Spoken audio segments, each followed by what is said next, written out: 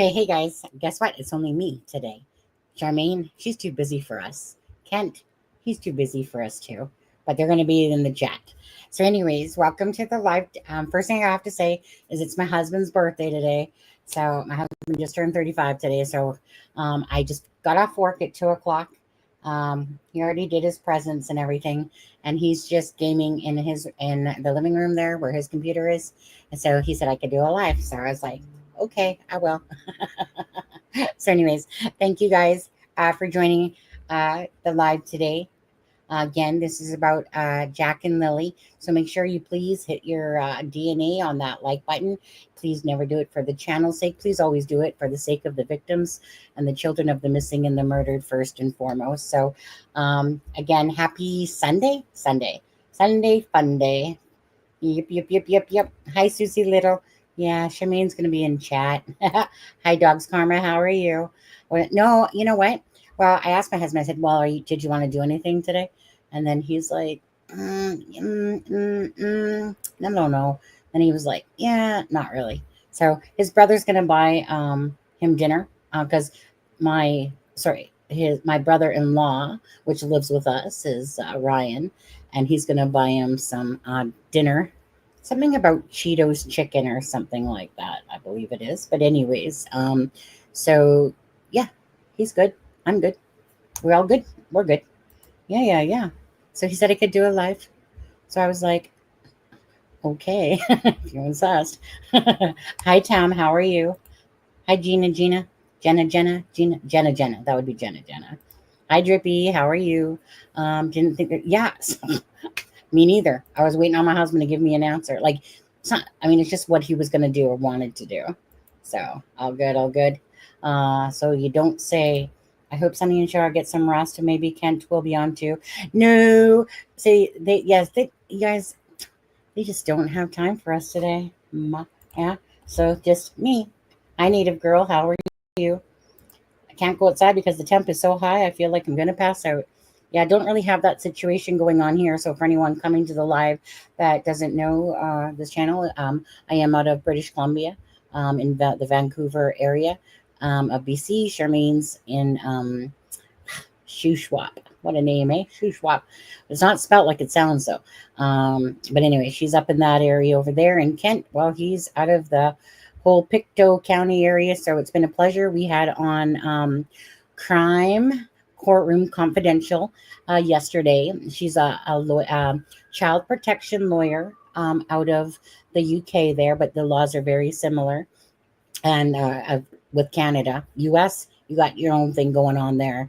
By the way, I saw what's happening with the whole Iran thing, but we're just gonna live in our pretty little bubble over here because we're the innocent ones over here. They're not gonna touch us anyway, right?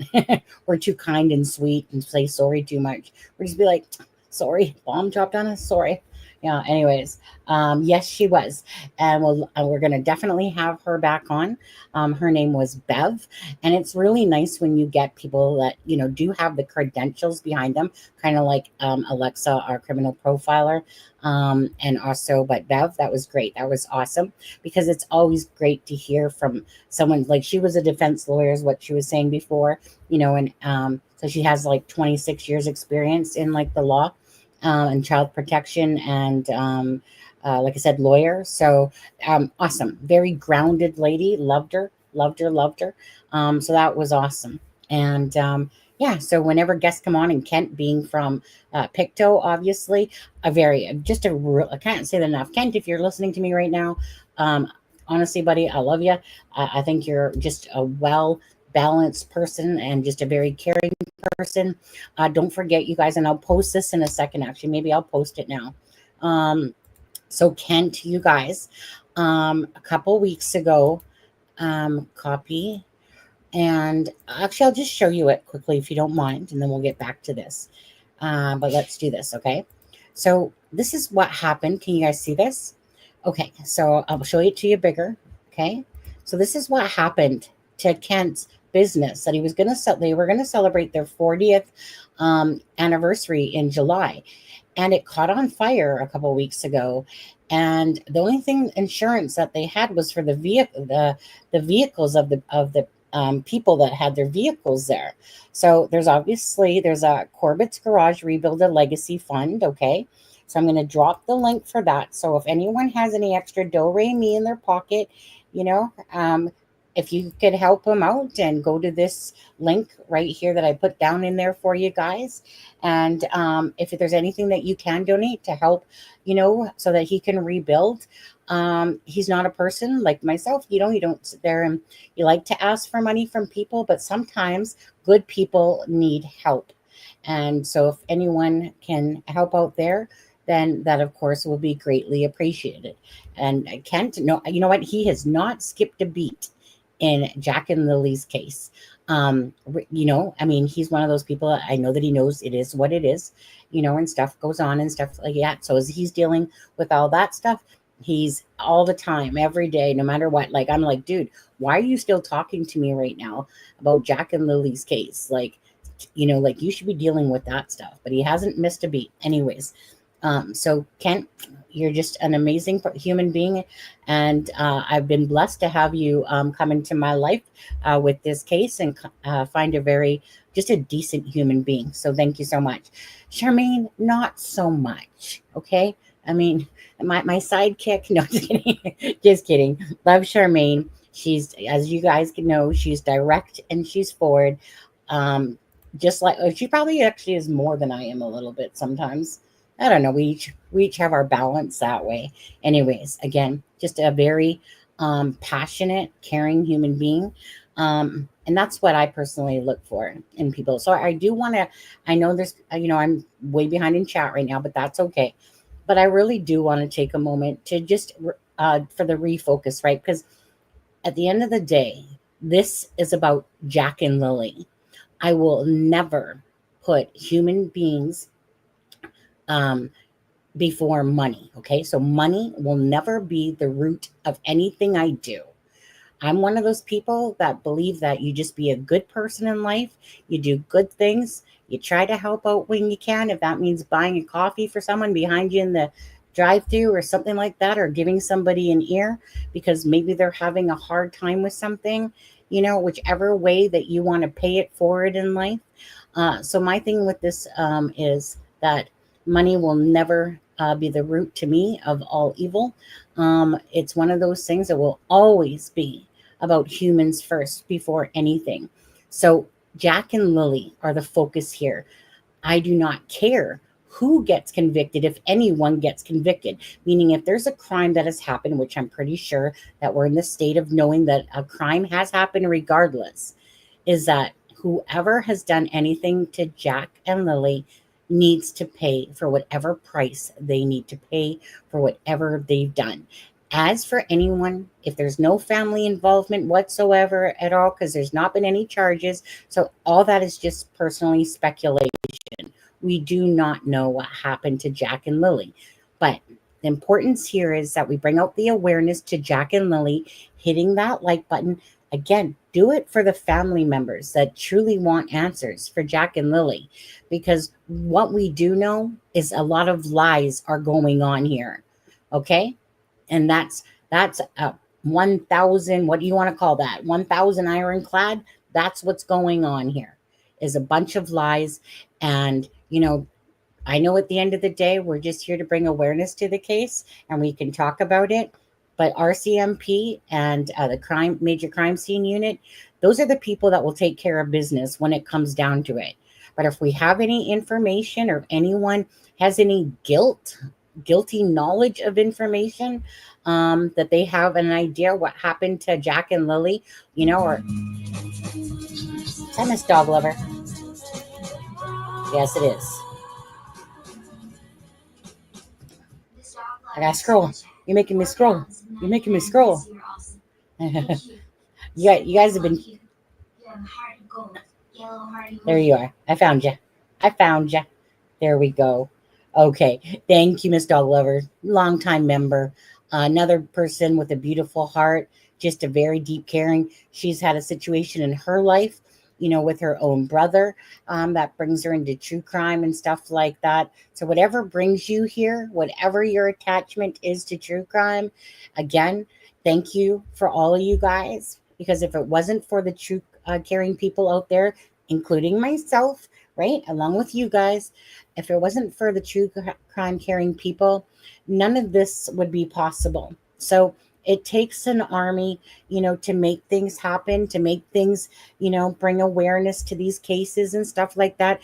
And for the people, for the family members that don't get the ability to have their cases out there like this, they only wish that they could do that, like have the awareness, because there's so many cases out there. But in this case, we're talking about Jack and Lily, right? So it's one of those things that Belinda, all she asks is that you guys keep, the forefront alive, and just keep the pictures out there. And I want to say again to Belinda, okay, she has my heart. I always want to tear up sometimes when I'm talking about her. We're gonna watch her video as a reminder about what this is all about. This isn't about egos. It's not about what family members are talking to what channel. It has nothing to do with that. I could care less on that stuff. Okay, if they're talking to this channel or talking to Dolly Vision or talking to Clutch Them Pearls or talking to other channels, bottom line is it all brings awareness regardless. And it's about Jack and Lily, Jack and Lily, 1,000 billion, trillion, whatever you want to call it, gazillion %. Okay, it's about these beautiful children before us. And I do want to say this as well. Thank you, Miss Dog Lover, for that super chat. And again, thank you to all the beautiful hearts out there as well. Is that like the Barry Morphew, Suzanne Morphew case, that's the case that I followed right from the start. And I will be going back to that case as well, because that case is very important to me. A beautiful lady named Suzanne Morphew had her life taken from her by her husband, but he's not been found guilty yet. Okay, but in my courtroom, he was already charged for her murder, but they didn't have enough evidence. So they had to pull it back until he could be tried another day. Well, that day is coming again. Again, he was indicted. So I know she disappeared May 10th, Mother's Day. What a horrible day, right? What a horrible day. You husband, you piece of crap husband. Mother's Day is when Suzanne Morphew disappeared. Okay, that was in 2020. 2025, it's going to bring justice for Suzanne. Well, if it goes into 2026, probably not, but either way, right? These cases mean a lot. And we don't know. I don't know Suzanne, of course, personally, doesn't matter. This woman had this beautiful aura. She did not deserve what happened to her at all. And yet, 5 years, guys, right? Justice is coming for Suzanne. I promise you that. Promise you. Lily looks like her grandma, Belinda. I was going to say, whenever I personally, I know what Cody looks like, and of course Belinda, but when you look at the children, because I know that Cody obviously is the biological dad and Malehya is the biological mother, I you can't help it. Some of them just really resemble, the likeness. Like my son, he looks like his father. The only thing my son might have is my high cheekbones. Other than that, he totally looks like his dad. Ashlyn, thank you for the $1.49 super sticker. Appreciate that. Thank you so much. It was, when I look in chat, it was like this bright red thing that just hit my eye on there. So again, I just want to always remind everyone, the reason I do anything myself is from the bottom of my heart and with the best intentions always. And so for this, Jack and Lily, I just, again, want to take a moment just to remind everybody, again, the crime part of this, that will be determined at some particular date in time. Hopefully, Belinda and the rest of the family that have perhaps no involvement whatsoever, have no knowledge, get their justice and get answers for Jack and Lily. That's what we want. No one's ever going to take that focus away from me. I do not care what anyone says. The focus will always be on the victims first and foremost of why I even cover any of this. Okay. So I do I want to say thank you guys again for all your love and support to the channel. If you guys haven't hit that like button, please do. Um, if Belinda wants a place to stay in PC, she's welcome here. She has her lodging fees. Just wanting to help Belinda in the only way I can. You know what? Thank you, you guys. I'm sure like Belinda's grateful. And I can't say this enough about Belinda. She is a warrior, that lady. And I know her daughter, which is Chelsea, when Darren came on that live the other night, she literally didn't want her mom to watch that episode, right? And I felt, well, the channel felt the same way. Is that, again, if you're, when family's watching and then someone comes on and they're claiming that the children are alive and they know it to be true, 100% clad, etc., etc., that's just, to me personally, um, being irresponsible. Simple as that. Because the family members are watching this. And because,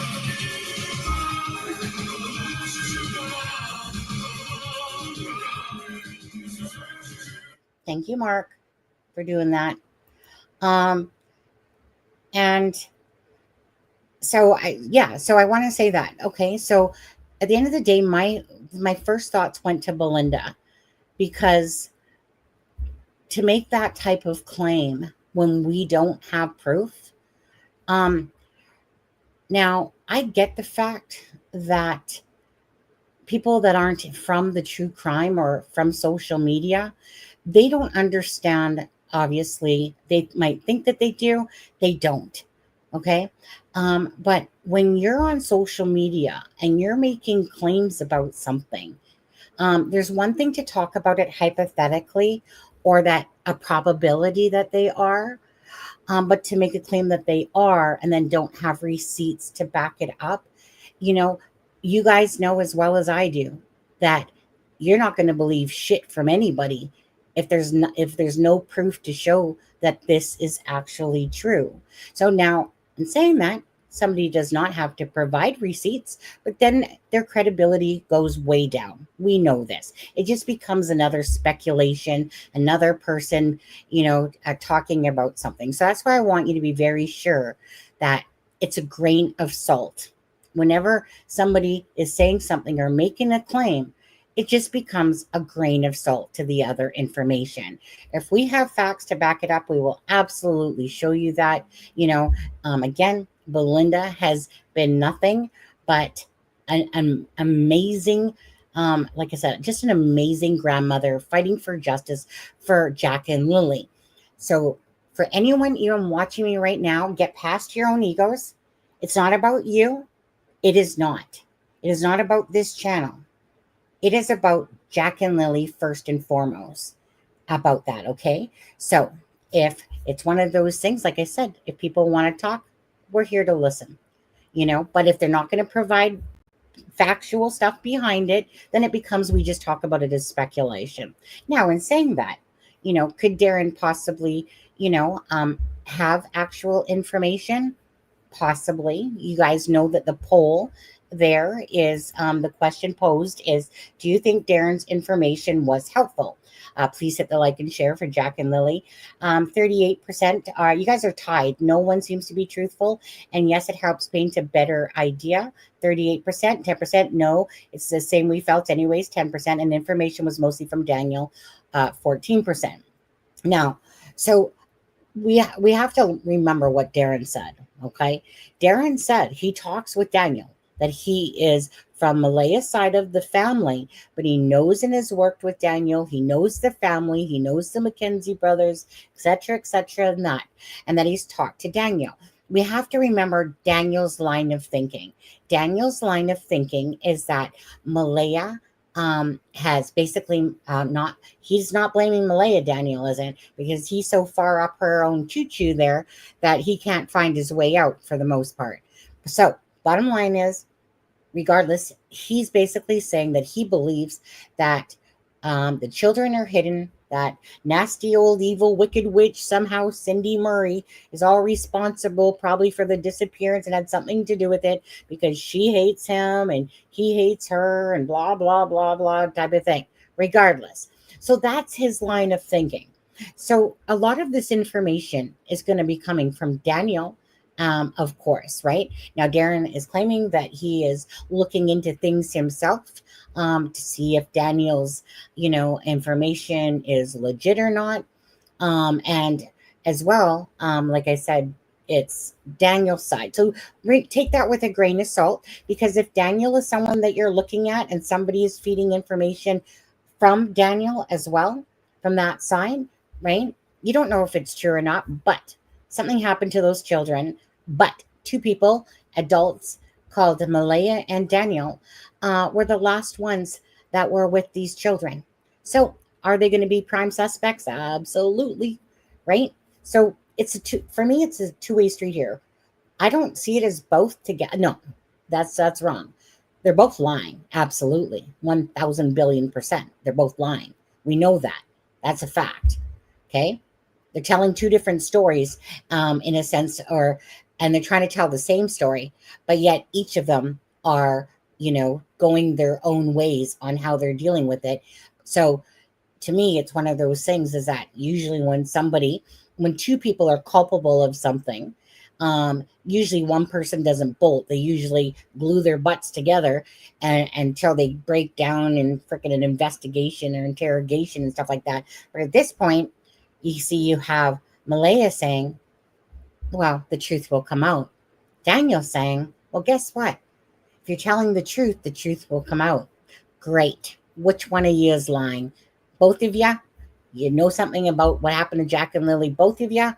Or one of you did and the other one is, again, so far up in someone's choo-choo there that he can't seem to find the light of day. And he's so convinced that Malehya is in some sort of freaking brainwashed by the mother that she can't find her own hole worth nothing, eh? Oh, thank you so much, Trippy, on that one. But again, bottom line is Jack and Lily, that's what this is about, right? Whatever happens to Daniel or Malehya or somebody else, right? RCMP will deal with their asses regardless. But this is about Jack and Lily and awareness, guys. This is doing it for the sake of people like the grandmother, Belinda, and other family members that truly want to know what happened to the grandbabies. As for who's lying and that stuff, that will come out in the wish-wash regardless. And me, I'm flip-flopping like a fish every freaking day. To be honest with you, I'm kind of like right in the middle a little bit there. I'm kind of keep going, well, this one's far-fetched, but it could be possible, and then with Daniel, it's kind of like, well, dude, are you just a pathological liar and you passed a polygraph test? It's a weird case. You guys know this. Thing is that the only reason why it's weird is because lying's going on. That's why it's weird. If people were telling the truth, this case would have been solved. We would know what happened to Jack and Lily, and this case would be done, and it could have been a good result or bad result, whichever. But at the end of the day, the reason why it's so messed up is because so much lying is happening, and you don't know which end of the, stick is basically burning their bridge or just lying, but they're both of them are guilty regardless of what happened to Jack and Lily. Bottom line, either they were negligent and they weren't paying attention under their supervision, stuff like that. Anyways, to me, it's called, well, you know what? Let karma be a bit. Supposedly, Darren is dating Logan Daniels' cousin, mother or grandmother, which now makes me sus of the validity of a story from, well, I'm not exactly sure where he heard that. I know from personal information. Now, whether that rings true to this particular name, could be, but I do know the name of the person that Darren's seeing, but I'm not going to say it on here. I mean, if somebody happens to say it, I might nod and be like, well, I guess you know more than the rest of us or some of us. But That's like one of those is dating Logan's, Daniel's cousin's mother or grandmother, which now makes me sus. And bottom line is, it should all make you sus. You know, again, if you make claims and you want people to believe in your credibility, don't be pissed off when the people are basically not believing you. If you say that you're a liar and you had to lie to get information, does that make it any better than anybody else that's lying in a sense? No. Even if it's done for the good of the children, of what that person thinks, bottom line is, online here, go talk to the news then or something, but online, you need to have receipts to back up your claims. And if you don't, you're going to get your ass handed to you on a silver platter by online. But people that aren't in true crime have no clue. I have a clue because I've been in it for 5 years, you know? So again, you know, if there's factual information, then put the proof behind it. If there's not, at the end of the day, any of this information, because I'm going to make sure myself that on come Monday morning, I'll be calling the RCMP. I already called them. I called like the RCMP because the first lady I called to in Stellarton Police, because I want to verify. I don't trust people. So regardless, I don't care who you are. And I would think that too, if somebody wants to believe in me, go ahead, fact check me. Go ahead, look me up. Go find I have no criminal record. You know, I got nothing, but go ahead and find me. I don't care. I got nothing to hide. So this is about Jack and Lily. And if there's information coming out that should be presented to the RCMP or the Major Crimes Unit, absolutely. So I will be calling them myself come Monday to ensure that all the information that Darren has said online here, that they know that information has been shared. This is about Jack and Lily. Make no mistake about it, right? It's about Jack and Lily. Simple as that. If someone has any information whatsoever to do with Jack and Lily, or even, you know, have a good idea of a family member, like I could not even imagine people are playing with children's lives like that, right? So I'll be doing my due diligence come Monday. I already called, but obviously they're not there. So I'll call Monday morning because I'm going to make sure that information is given for sure. Whether or not he says he gave it, okay? And if he knows the truth of what he did there or not, regardless, no, regardless of this, my channel has been, you know, turned over to the RCMP and they're I still have to do my own due diligence, right? It's about Jack and Lily. Okay, so you know what? I'll come look at your comments, but again, we want to keep this about what it's about. It's Jack and Lily, the person that, like I said, has been nothing but a staple of integrity, honesty, and caring, is Belinda. Okay, that's the one person that is held steadfast in everything she does. Everyone else is trying to waver and blah, blah, blah, blah, you know, type of thing.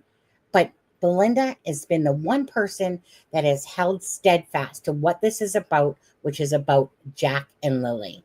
And so I just want to say to her, I so commend her.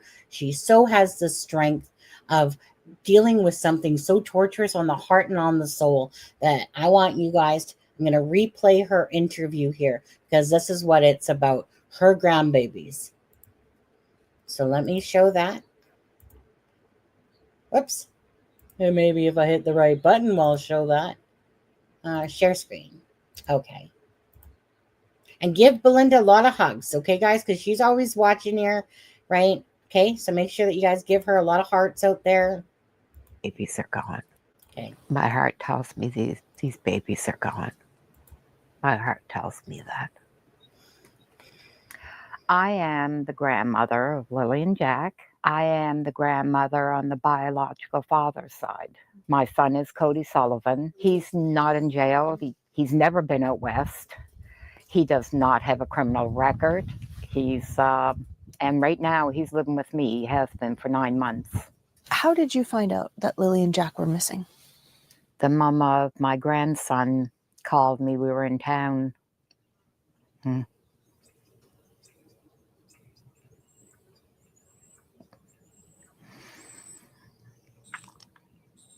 She asked if I heard the news. She sent me the article that was on Facebook showing the kids missing. I couldn't call Malehya yet, so I waited till we got home. And I called, well, I didn't call her, I texted her. And she told me that, yes, that the kids were missing, that they've been missing since this morning. I was in a state of panic, shock. But in the back of my mind, I kept saying, well, they'll find them. I mean, I'm assuming that they'd find them. So I told her, well, we'll head out first thing in the morning and help with the search. It was around between 3 and 3:30 in the morning. A couple of cop cars pull into the driveway. The lights wake me up that I'm a fairly light sleeper, so I see the cars pull in, so I knew what it was.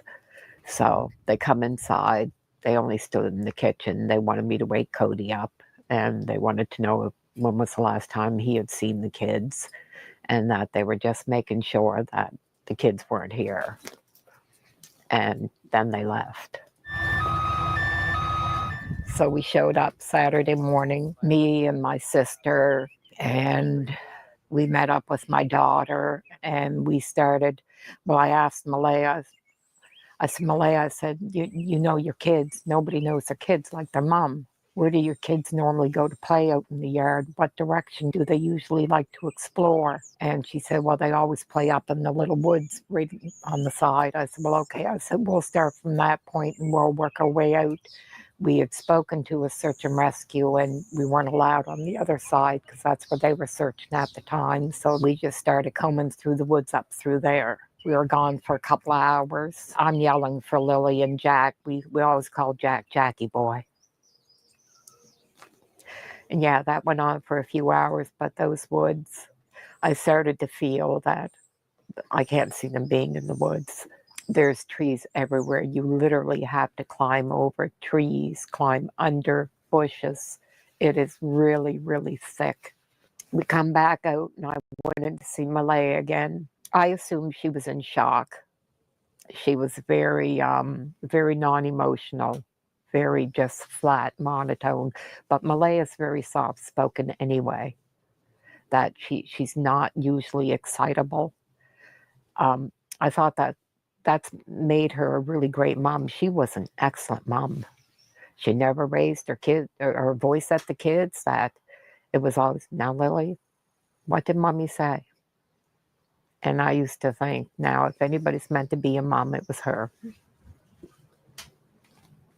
A part of me still feels that. Why only a part of you still feels that? What do you mean? After seeing the place, seeing the condition of the home, it was like the total opposite of what I knew of Malehya. She was always clean, very clean about herself, about the kids, about her home.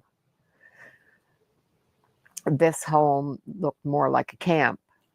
Now, I don't know if it's from all the people that were there because I didn't show up till the day after, but it was very unkempt. I was pretty surprised. I love you. Lily is, she was my little dream girl, that the first granddaughter. And I loved that she had the brown hair and she had a space between her teeth, which I had when I was a kid. So yeah, she was our little princess. Jack was such a sober, serious little baby that he didn't like to smile. You could tickle him and he would look at you ever so serious, like he was really studying you. And so how long were your son and Malehya together? 3.5 years, I think it was, yeah. I thought they were the picture-perfect family. Then Malehya started to tell me that they were having problems and she wasn't happy. She told me that she wasn't happy and she thinks she's going to leave. And I told her that we supported whatever she decides, that one good parent is way better than two broken ones. And then how did that change your relationship with Lily and Jack? I thought it was going to change, but it didn't. Yeah, it didn't change. Malehya, she was a sweetheart. Anytime we wanted to see the kids, she'd come by for a visit. She'd bring them by all the time. It was actually really, really good. So when was the last time you saw the children? A year and a half, almost, really. It's about a year and 9 months. How did you deal with that? Really, to be honest, maybe I didn't deal good enough with it. I looked at the fact that when her and my son separated, my son walked away. He chose to walk away, that she wanted sole custody of the kids. So she petitioned the courts for sole custody, and when she did that, he said he was done. Were you ever formally questioned? Yes. So then it's about a month after Lily and Jack are last seen that they come and formally question you. So it's about 3 weeks. They questioned Cody for an hour and a half in the vehicle, and then they questioned me for 2 hours in the vehicle. How did that feel to you?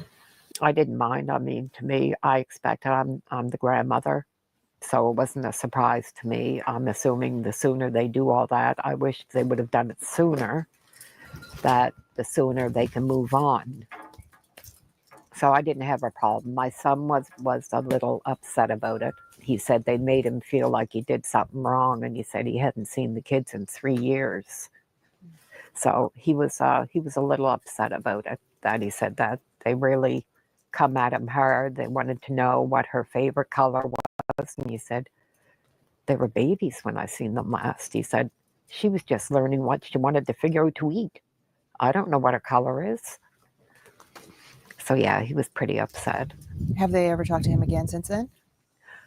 A couple of days ago, they had contact, and they told him that they weren't looking his way anymore, that everything was fine. And have they ever given you any information? No, it's always the same thing. Which is what? They've got everybody on it. They are looking at all avenues. They can't divulge any information that could compromise their investigation. It's the exact same words. Why are you so sure they're not in the woods? I have children. I have grandchildren. And I see what kids are like through the woods. There's no reason for any child to wander deep into the woods. There's just not. I think somebody hurt these kids. I think somebody hurt them. You don't sound very hopeful. No. Our last day searching on Monday and seeing the woods and seeing the searchers and everybody everywhere. There's no way those kids are in the woods. There is nothing more pure and innocent than a 6 and a 4-year-old.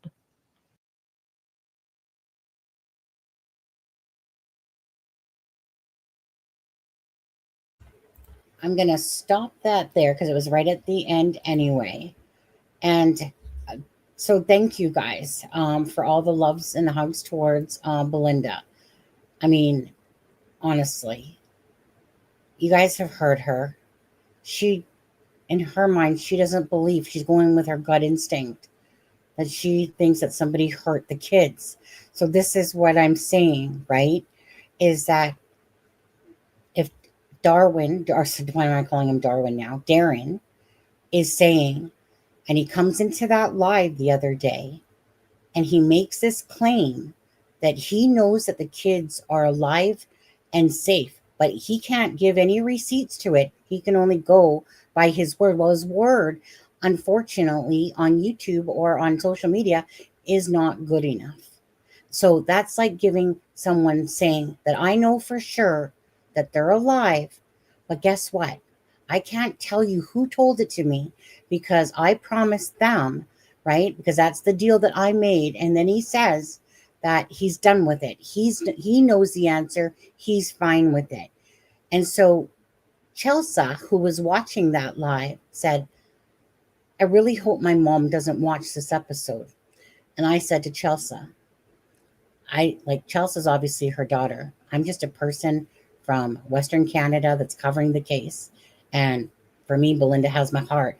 But in everything Belinda has done for Jack and Lily to bring answers and awareness to this, 1,000 one of the best human beings that I've come across. That is staying steadfast. She's not wavered. Everything she's doing is for Jack and Lily. So imagine when somebody comes on and makes the claim that I have the answers, this is the truth. Now, there's one thing to say it, that you possibly believe that everyone wants that best case scenario for Jack and Lily. Everyone wants to believe that what Darren is speaking is truth. But again, you can't put out that and then make that claim and then not have proof. Now, again, whatever, right?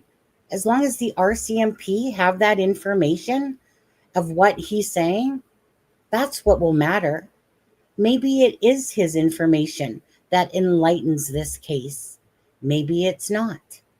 But at the end of the day, we're talking about the paternal grandmother of these children, and to give that type of information and then say that it's 100% fact, and then to say on top of that as long as you're good with it, you're tired, you've been working this case and whatever, and as long as you know the true answer, then that's all that matters. Well, again, I kind of find that being irresponsible and a bit heartless. Not that he intended to be heartless, but that's how I felt about it, because it was unexpected when Darren joined the live that day, that's what he was going to say. I wasn't prepared for it. The live wasn't prepared for it. Had we known that was going to be said, we would have said something and said, please use it in a, that possibly I have the information, or some, that way it's becoming a possibility, not I'm 1,000% glad, right? He spoke to Kent the next morning, and then he apologized, for some of the things that he might have said wrong on that. Okay, it's no problem. Just go ahead and correct it. That's all you have to do is just, if you felt like you said something wrong and said it the wrong way, no problem. Just come back and clear it up, right? But I think that whole live left us going, wait a second, you're saying that you had to tell lies to people, and he was sorry for that, but he can't tell us the actual, obviously who's the information, but yet you're claiming that the kids are factually alive. We have to be more responsible than that. Okay, this is, family members are watching these channels, and my heart is for Belinda, first and foremost on this. Jack and Lily, that's what it's about, regardless of anything. It's about Jack and Lily, but we still have to be responsible when we're saying things, right? So that's my only thing there. So again, I don't want to take away from, say, Darren's heart or his passion for finding answers or truth for Jack and Lily. All we want to do is, again, if there's no receipts to back it up, then it has to become possible, hypothetical, allegedly type of thing, right? And so yeah, so we're going to leave that part as that. Again, for Belinda, there, you guys, I want to tell you, there's 588 people. There's only 177 likes. So for all the people that are coming in, please do it for Belinda. Again, don't do it for the channel. Do it because she's asking you to hit that like, to hit that share, to bring awareness to Jack and Lily's case. Maybe somebody that's watching is going to feel absolutely guilty of having knowledge, and they're going to, bring forth some information. That's the best thing that we can do. Like I said, the best case scenario is what Darren's saying, if any of it's true. That would be the best case scenario. I would love for Belinda to be able to see her grandbabies again, and any other family members that are wanting to know answers for Jack and Lily. Right? So please hit that like and share, and do it for the sake of Belinda. I'm asking if you guys could do that. That's what she wants. So, so with that being said, there's some people in chat going, "Oh my God, I got a meeting to get to. Why are your lives so long?" I don't know. It's probably because it's my channel, and I kind of go to my own beat, and I don't get pressured by anybody saying show this, because there's a replay button that you can watch it later and hit fast forward and skip to the shit if you want and go right to it. At the end of the day, I'll do things at my pace. Thank you very much, though. So I'm so sorry if one person or two people are in a rush to do something like that. But again, it's not your channel. I'll do things as I do them. Fair enough? Fair enough. All right. Now, so in saying that, for you people that are in such a rush, you guys want to see a couple. So there's a few messages. And Belinda had sent me these messages, but she thought she'd sent me all of them, but she'd actually only sent me 3 of them. And then when I realized, then I wanted to share them with you. Again, she has been more than willing to share almost everything. And to be honest, what she didn't share, she said in this particular interview here. So the bit of information that she actually requested me not to talk about, she opened up her heart right here to talk about her son, right? To say that, hey, he walked away, and it's been 3 years and stuff like that. So she let her heart out here. And she's doing it for Jack and Lily, and it's a grandma that's just hurting so badly. So let me go to that. Actually, I'm going to put this up just because that picture, every time I see this picture, I'm just like, I don't know why, but it just reminds me, and I don't care. Someone can preach all they want that could be a palace on the inside. It ain't. Okay. Belinda was inside of it, right? It ain't. Belinda is in shock about how Jack and Lily were, and how Malehya was. And ever since she met Daniel, and seeing that they lived in this home was an utter shock to her, right? And she found, of course, this out, like she said, someone had sent it to her. And then she realizes that these are her grandchildren. This is the state of the place that they were living in. So I don't really know what Daniel means by taking her from a bad life to this great life. Don't know.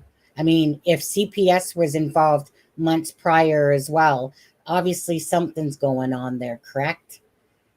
Whether it's they're missing a lot of school days, perhaps, who knows? Who knows what that situation is? Okay, so I'm going to bring up these pictures. I just did it on one. So let me share the screen with you. So for anyone that's in a rush, I guess I got to go to my Chrome. Jack and Lily. No, that's not the one. What did I do with it? Oh, this one? Okay, this one. Boom, boom, boom, boom, boom. Okay, let me make it bigger for you. Let me make it bigger for you. Okay, so these are text messages between Belinda and Malehya.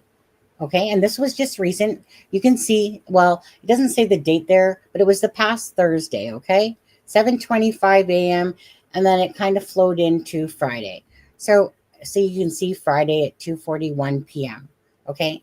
So obviously you can see here where it says, do you believe in your heart that Daniel could have hurt them? And she says, Malehya says, I don't know, but he's been acting suspicious and is too worried about what people think about him and not focus on my kids at all.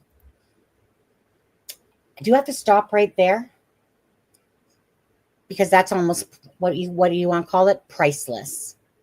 So Daniel's too worried about what people think about him and not focus on my kids at all. Huh. Is that the pot calling the kettle black on that one? Because everything we have seen, like, I'm just being real here, right? But everything we have seen is not a mother screeching from the rooftops using her social media or anything. She just vanished. So does she mean that the cops are doing the work and that she's trying to provide them information in the background? Because everything we've seen from Daniel, right? If we believe Daniel, he's the one out doing the interviews. He's the one that's talking and talking and talking. So I kind of had a hard time when I read that line, because I'm not focused on my kids at all. Yeah, that's right. Your kids. Oh, right. Your kids. Not his, but your kids. So that's kind of like, right on that one. But anyways, everything he's doing is odd, and the police advised him to stay away from the social media and to stop contacting me.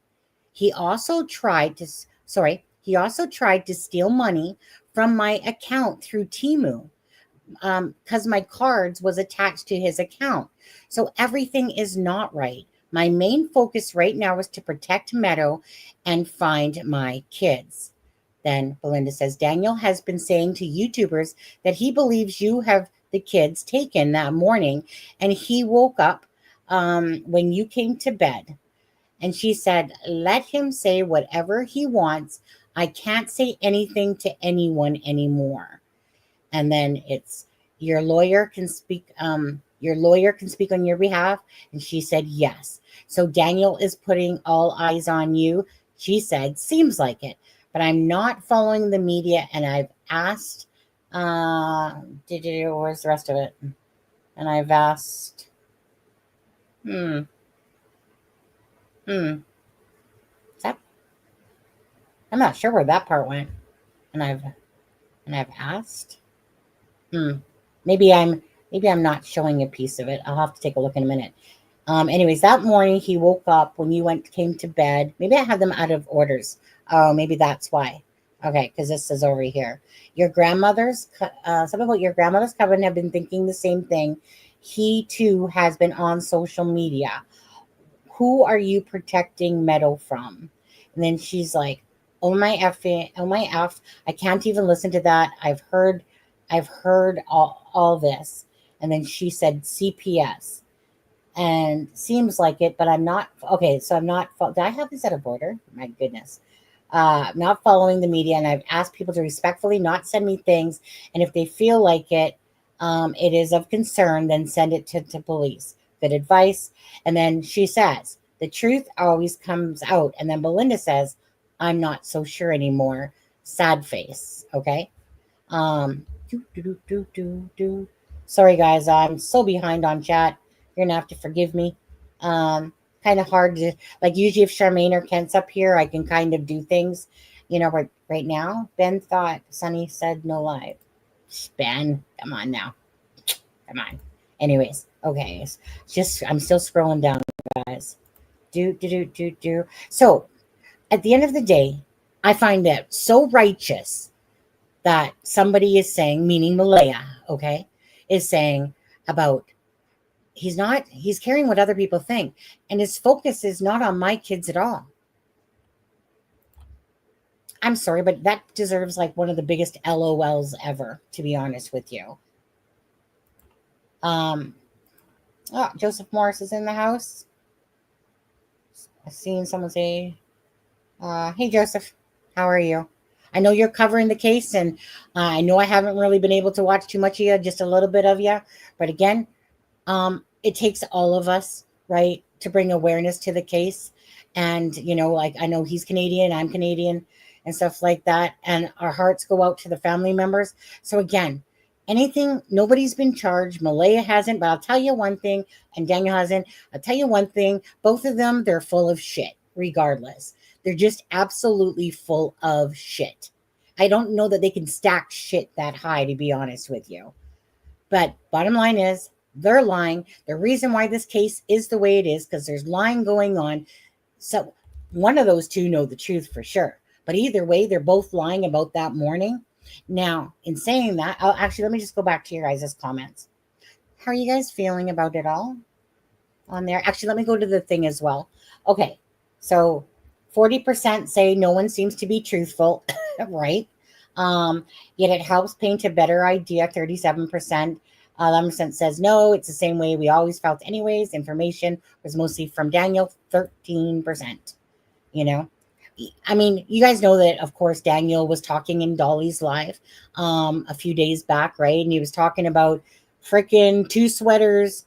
If 2 sweaters go missing and they're found with the children, just know they were planted there, you know, and it just, you know, I passed the polygraph, big smirk, right? You see that big smug smirk come along him when he was like passing the polygraph test? I passed the polygraph test. See, I wasn't lying. Narcissist. Anyways, deem it however you like. At the end of the day, I know a lot of people, you know, think that both of them are culpable of something. It's just speculation. That's all we got to go on. All we can do is bring you more insight to that day and the information.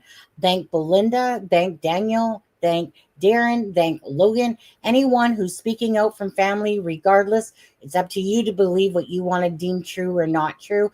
But these are true texts between the ones that we had between Daniel and Charmaine, the ones that we've shown you from Belinda to Malehya the day of May 2nd, right? These are all factual text messages. So, you know, like I said, if they're going to say it, because they're both saying the truth's going to come out, really. Well, if you guys would stop lying, maybe the truth would come out, Daniel and Malehya.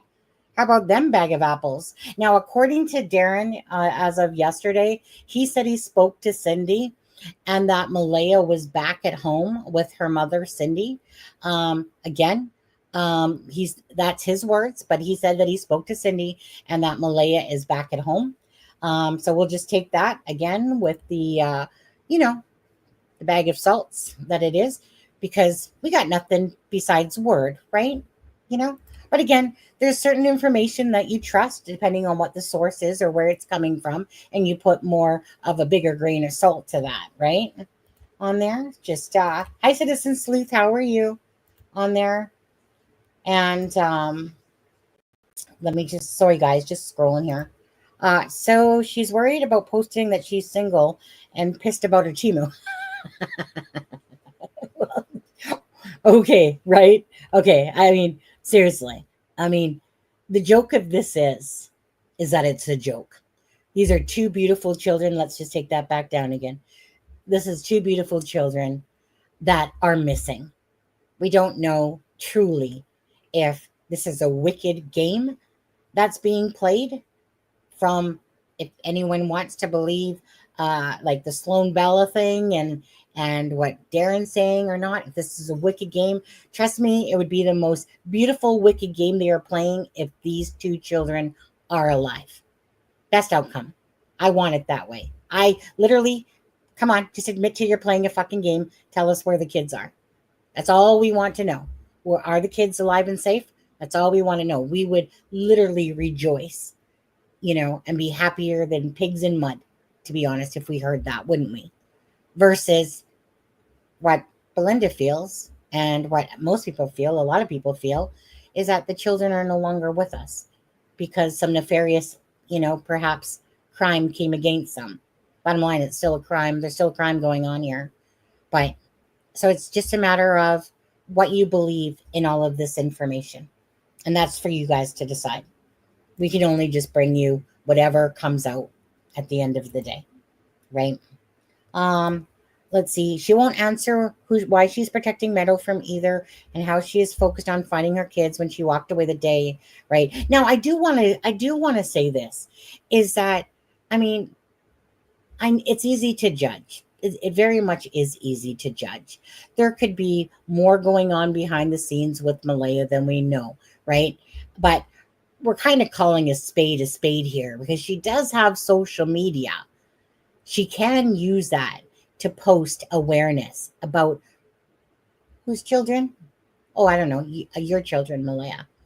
But I guess Daniel's not even using his Facebook to put up anything about the kids either. But he's technically not even called a stepfather. He's a partner. But according to Daniel, the kids call him dad. According to Daniel, he did everything. Like, so let's just get real here. We have the, which I think was a great thing, and I showed it yesterday, and I'll show it again today, because I think that this here is the comparative behavioral risk assessment, right? We'll go down to the bottom. Anyone that didn't see this yesterday, it's right here. I'll scroll here. You guys can whatever. But the risk assessment. Okay. Risk profile summary. Daniel Martell, high risk profile, based on behavior consistent with a coercive control. Deflective and indirect blame, selective targeting of non-biological children, child welfare agencies' denial of contact. Pattern aligns with known cases of emotional retaliation and post-separation violence. Malehya, low risk profile based on protective withdrawal from Daniel, full custody retention by CAS, that's child's aid, absence of motive, deflection or narrative interference, behavior consistent with trauma response, no deception. Well, I mean that this is what you would call, a typical guideline, right? Of typically what happens here. So, is there is Daniel just a big pathological ass liar, and he passed the test because he's just a pathological liar, right? So, in the text I showed you guys the other day from Malehya, she says that he's controlling, that she wasn't allowed to give out the address for it, and basically to show someone that's controlling. Now, on the other hand, this is again, we have Daniel who is blaming and saying everything bad that he can about Malehya, and builds himself up, about how he was, been working so hard, running through those freaking bushes and trees like Tarzan, that he freaking almost slipped on a rock and bonked his head and killed himself. And during that same time, he almost freaking got, punched or stabbed by twigs in the water. But the world's not going to know that. The world's not going to know just how awesome I am, because all he did was put Malehya down in those messages. That's all he did. There's not one good thing he said about Malehya. You want to talk about, like I said, that whole twist, that whole fucking narcissist twist and turn and deflect and gaslight and burn? Everything you read in his messages is absolutely someone that says, I'm the greatest. She's the shitty mom. I did everything. Look at me. Look at me. I'm looking out for these kids. I'm the one searching. I'm doing all this. Blah, blah, blah, blah. And then, like I said, he almost died a couple times, guys. I don't know what kind of hero he isn't then. He's like a freaking better than Superman, Spidey Man and all that. Better than the Hulk heroes. Absolutely. But that's how it comes across, right? Like he's so concerned about talking about himself that he clearly, and what happens sometimes as narcissists, kind of like a Donald Trump, they don't see their own shit like other people see them, right? So words mean a lot, obviously. Talking even means more when they're talking, but when you actually see the behavior going like in his interviews and stuff. But talking says a lot about somebody and how they are. And here it is directly clear how awesome you are, Daniel. You're just amazing and awesome. And how shitty that Malehya was as a mom. But don't get me wrong, Daniel, because you said you wanted to take her down by the damn waterfall and be the old Daniel that you are. Was that the nice Daniel that, did the honeymoon stage? And then you turned into a bit of a butthole Daniel? That Daniel? Is that the one you want to go back to, revert to? So I've been in an abusive relationship many years of my life. I know controlling when I see controlling. I know what it's like as a female, again, to be in an 11-year abusive relationship, full on abusive. And then in the latter part of my last marriage, not this marriage, this is my third one, by the way, but I got the right one this time. Anyway, so my ex-husband's name was Steve. During the part where his own brain cells, where he was struggling with some sort of menopause shit going on, midlife crisis, all of a sudden, all this shit was directed right at me. And I, being the Cancer that I am, I was like, you're not going to try to twist and turn this bullshit around on me. Ain't going to happen. I'm too smart for you. Da, da, da, da, da, da. Right? And so they sit there and they try to play these freaking stupid control games and stuff like that. And obviously, Malehya said she didn't want to be there. We know her ass bolted on May 3rd out of there. Why? Her mom said something to her, according to Daniel, that she couldn't even look at him, and then she was gone, right? And Daniel's sitting there going, wonder why Malehya would ever leave this beautiful love shack that we live in together, right? Now, according to Darren, that day, and I'm not going to get into the gist of it. If he wants to ever speak about that or let us speak about it, whatever. But according to Darren, according to a relative, I'll just say, I'm not going to say the name, but person that's already out there, is that they had an argument on Wednesday. And that argument rolled in, and it was about money. It was about money. And that argument, allegedly, supposedly, whatever, led into the next day.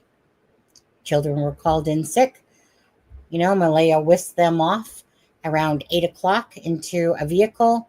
Somehow Janie's Daniel's mom comes out of the camper. This is Daniel's words, okay? And same with Darren. So remember, these two are talking regardless. So you have to still take it with a grain of salt. We're talking about a suspect, even though if he passed, he's still a suspect, right? No one's been cleared. So anyways, but there is some reason to that a little bit because, and I'm going to play this part right now from Plunder, okay? And I'm sorry if I'm not keeping up with chat. Again, I don't got my sidekicks or anything like that helping me out today. So I'm just YOLOing it myself. So I'm going to play this part from Plunder because there could be truth to this, right? I mean, we all know that there's this weird ass 8 a.m. timeline out there, right? Versus the 9:40 phone call to 911 that Malehya told Belinda in those text messages, right? Or that's the time that, they disappeared. So that was the time of the call. Okay. Now, Daniel does say that 10 o'clock isn't accurate. Well, you're right. If it's 9:40, 10 o'clock isn't accurate then. So let me go quickly. Where are you, Plunder? Plunder, by the way, great channel. Love her. She has so much information always. Is this the one I wanted to watch? Shoot, I had a few of them open. Yeah, I think it's this one here, actually. Let me see. I got a couple of hers open here. Okay, so let me play this. People online making crazy accusations and everything else. Crazy. I could go either way. I'm trying to be really kind of soft on these parents because I know what has happened in the past, like with Shane Carey. In that case in Texas, when his fiance and his baby went missing, everyone thought Shane Carey was a weirdo. We were comparing him to Chris Watts. He gave a strange interview, and I learned my lesson from that case. You can't judge a book by its cover or by its behavior. You never know. So some people, at least one anonymous person came out and defended Daniel, like he would never do anything like this. Some people are giving more side eyes to Malehya. I just don't know. I'm just looking and digging for facts. And what I did find, I found audio of a bunch of hardworking searchers. They spent so many hours with their boots on this rugged ground. And there were a lot of leads that you could hear. It sounded so hopeful, but it led nowhere. 309 command is requesting a photograph be taken and sent to the command phone if possible, if there's self-service. And could you please send the coordinates for those prints? Over. Yeah, I'm actually going to be back in my truck in about 30 seconds. I'll be quickly. 309, copy that. We'll see you shortly. You could almost cry listening to some of this dispatch when their drones would pick up heat, the heat of two figures in the woods. I mean, these guys, some of the audio was in the middle of the night. I was getting stuff from 4 a.m. and, different times it slowed down and maybe people left at midnight. And on May 3rd, there were pieces of cloth found. Someone said those pieces of cloth, that's what you and I went with the dog yesterday when the family brought us up there. Searchers, I guess, found some type of cloth. Well, I didn't realize I had 3 videos of Plunders open, because it was from yesterday as well. So the piece that I wanted to talk about, actually, you guys can all watch this on Plunder, okay? You guys want to listen to the audio and all that again? Go over to Plunder. That's Paula Neil Mooney. She has always great information. She hasn't done anything on Lily and Jack lately, but if you definitely want to listen to her, she's just really good at what she does. She does reporting in her real life, just really great. But the part that I wanted to play here was this, okay? And okay, so this should talk about we're talking about like that 8 o'clock time, right? for this one. Should be what's playing. And they were going to go check it out immediately and try and figure out what's what. But apparently it's when another searcher or authority was with the family of Lily and Jack. Those pieces of cloth, that's what you and I went and with the dog yesterday there when the family brought us up there. You know how authorities give the dog, like the children's clothing or whatever it is, a scent and like, go, I know they had bloodhounds. I could hear them talking about the bloodhound here. And so I'm not sure if that's the piece of cloth that was being referenced, but nothing came of that apparently. And then there was another point. They got hopeful. Did any of the kids have stickers on their backpacks? Someone found a shiny star sticker over by the bridge. Now, which bridge? I've heard of a bunch of different bridges, something like Seal Island Bridge. I should see how close the bridges are to the residents. Do we know if any of the kids had like stickers on their backpacks? We found a little shiny star sticker over here by the bridge. Over. Stand by. That's all my quick answer. Stickers for strawberries. You say you found a star? Yeah, it's like a holographic little star over it. I know there's a lake nearby. Daniel did talk to the press. I'm grateful he's talking to the press. He talked about allegedly authorities searching bodies of water or something like that. But then the Mounties don't want to confirm anything to the public. Of RCMP in the area that I've seen, they were at Lansdowne Lake, and they told me that they scoured the lake, divers, and sonared the lake, and there's no evidence at all. If they were in this area, would have found them.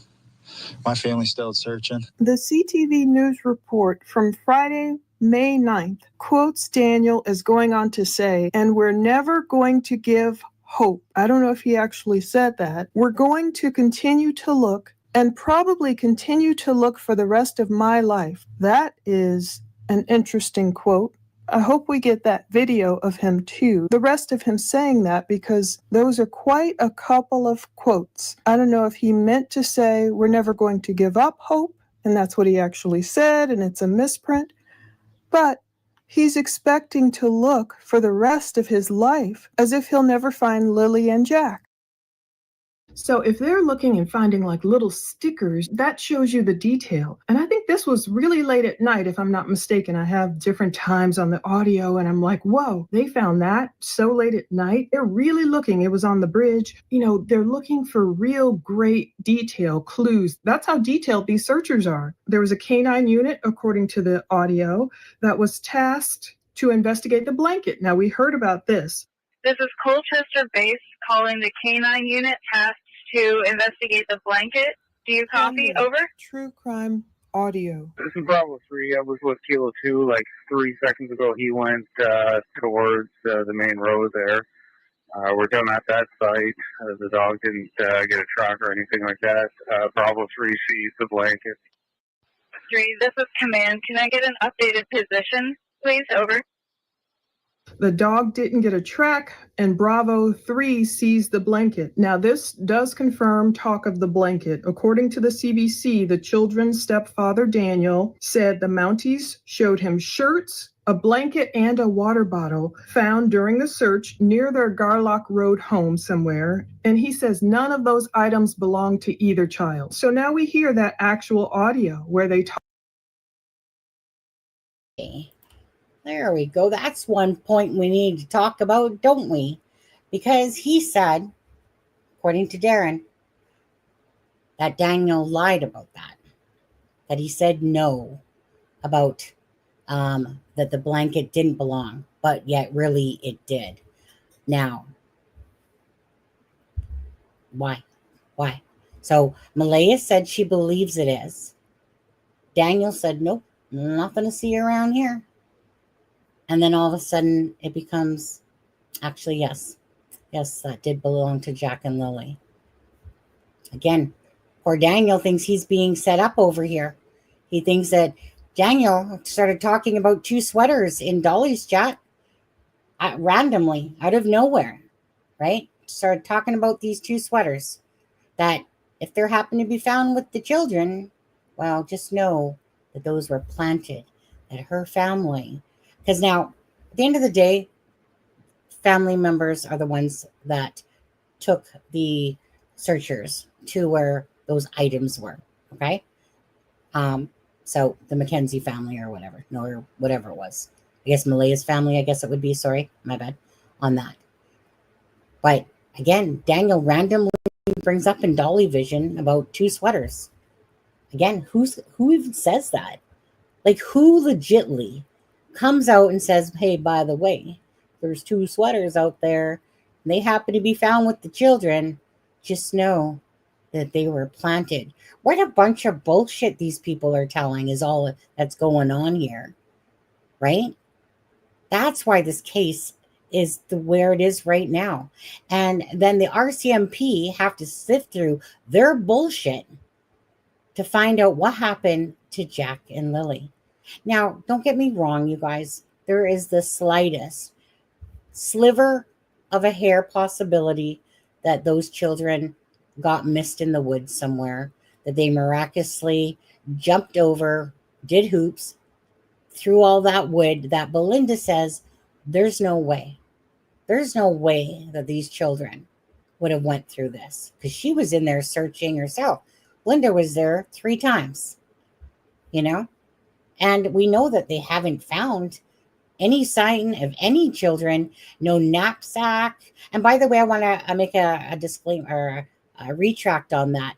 So when I was listening to the dispatch audio, although they never talked about the backpack, Malehya talked about it on May 2nd, okay, at 3:59 to Belinda. She talks about the darker colored clothes for Jack and the backpack, the strawberry backpack.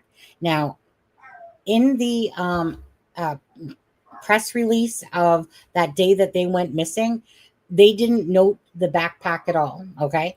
And so we know that Daniel said that, or Belinda said that Daniel said that his Logan and himself went through the clothes on the 4th to see what was gone, and then they came back with brown colored outfit for Jack.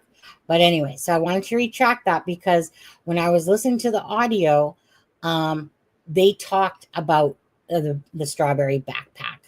So Malehya talked about it to Belinda at 3:59. So it was talked about. They never put it out, though, in their part of their, you know, alert or anything like that. They talked about the blue dinosaur boots, you know, Lily's hair, bangs and stuff, and pink boots and pink shirt or whatever, right? So just wanted to clarify that again. You guys want to listen to a great person? That's Plunder here. Now, so I did find what I wanted to talk about, which was going back to what Darren was talking about 8 o'clock. Okay. So that should be this one now. Am I at that part? Do I got the right one up? This one right here. This is the one I want. Right here. Okay. So according to Darren, you guys all know that there's this weird 8 o'clock time that's been talked about. You hear it on the audio twice. You hear them talk about that. When were the children last seen? 8 o'clock. Okay. So there is this 8 o'clock somewhere, but we also know that Daniel says, you know, fell asleep, you know, 20 minutes must have been. And next thing you know, Jack and Lily have vanished, and everyone's going, how the hell can you lose 2 kids in 20 minutes, a 6 and a 4-year-old, and then you call 911 at 9:40? So just like Plunder's talking about, like, how does that make sense? Now, Darren is trying to say that, okay, if you, again, allegedly, that Malehya took the kids out, you know, at 8 o'clock in the morning there, and shifted them off into a vehicle. And apparently somehow it wasn't the vehicle that they were talking about on dispatch, but apparently some other vehicle drove up, and Darren believes that he knows who was in this pickup truck, but he wasn't about to say, you know, but hopefully that information he's given over to RCMP or whatever, whoever he spoke to yesterday. Or if he did in fact speak to them yesterday, but let's just, you know, he said he did. So let's, you know, believe that he did. But I still will make sure that they hear that information regardless, right? Because I still trust nobody, right? I try to trust people for sure, but they have to earn their trust with me for sure. Just like I have to earn somebody else's trust, they have to earn their trust with me for me to sit there and believe that they're actually telling me the truth, right? And that's always earned. But anyways, so we'll hear that being talked about right here by Plunder. Let me hit play, make that bigger. Also in the comments about the dispatch audio back then, that Friday saying several times that these children were reportedly last seen at 8 a.m. 8 a.m. that Friday morning. Now, I don't know if the person on the dispatch misspoke or if that's what he was literally told by a parent. We haven't heard the 911 call. I don't know where the 8 a.m. came in, but allegedly these children were reported missing at 10 a.m. So I know the authorities know the correct timeline, but that 2-hour discrepancy is throwing people off. If 8 a.m. was really the last time the children were seen, why did it take 2 hours to call 911? Is it 911 in Canada? I do believe it is. I think it's 999 over in Britain. Anyway, the stepfather Daniel did describe, as soon as he recognized they were missing, we'll go through it, the way he searched, and then he went out on foot. We'll get there. But let's talk about day number 2. Saturday, May 3rd, 2025. Now, some of this audio I've gone over in previous videos, so just look at the podcast link below to watch the first 2. According to the Globe and Mail, something big happened on Saturday, May 3rd, 2025, between Daniel and Malehya. So according to the Globe and Mail, Daniel said Malehya left midway through some update to sit in the back of an ambulance.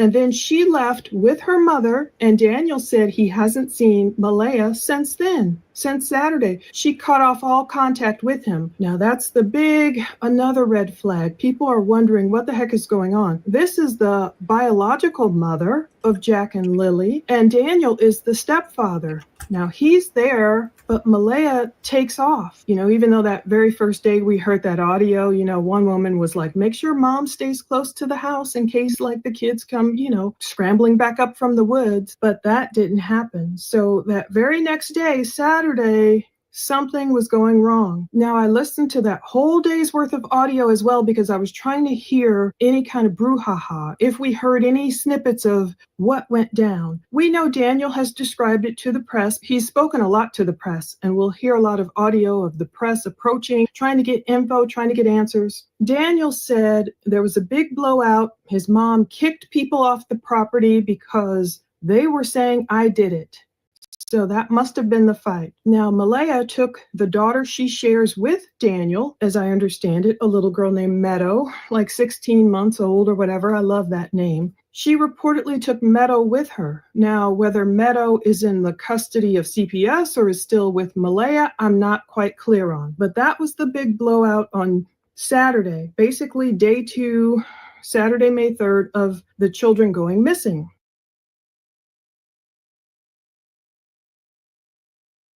Day 3 was Sunday, May 4th, 2025. It is now day 3 of the search for Lily and Jack. And the dispatch audio did pick up a few interesting things, but I did notice it did get quieter that day, even though the...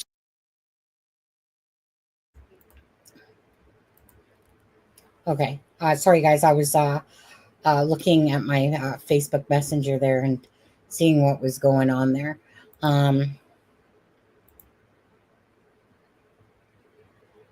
Okay. I am going to mention this, okay? Because either it's disgustingly false or it's possibly true, but I don't know. I'm not even going to show you the post.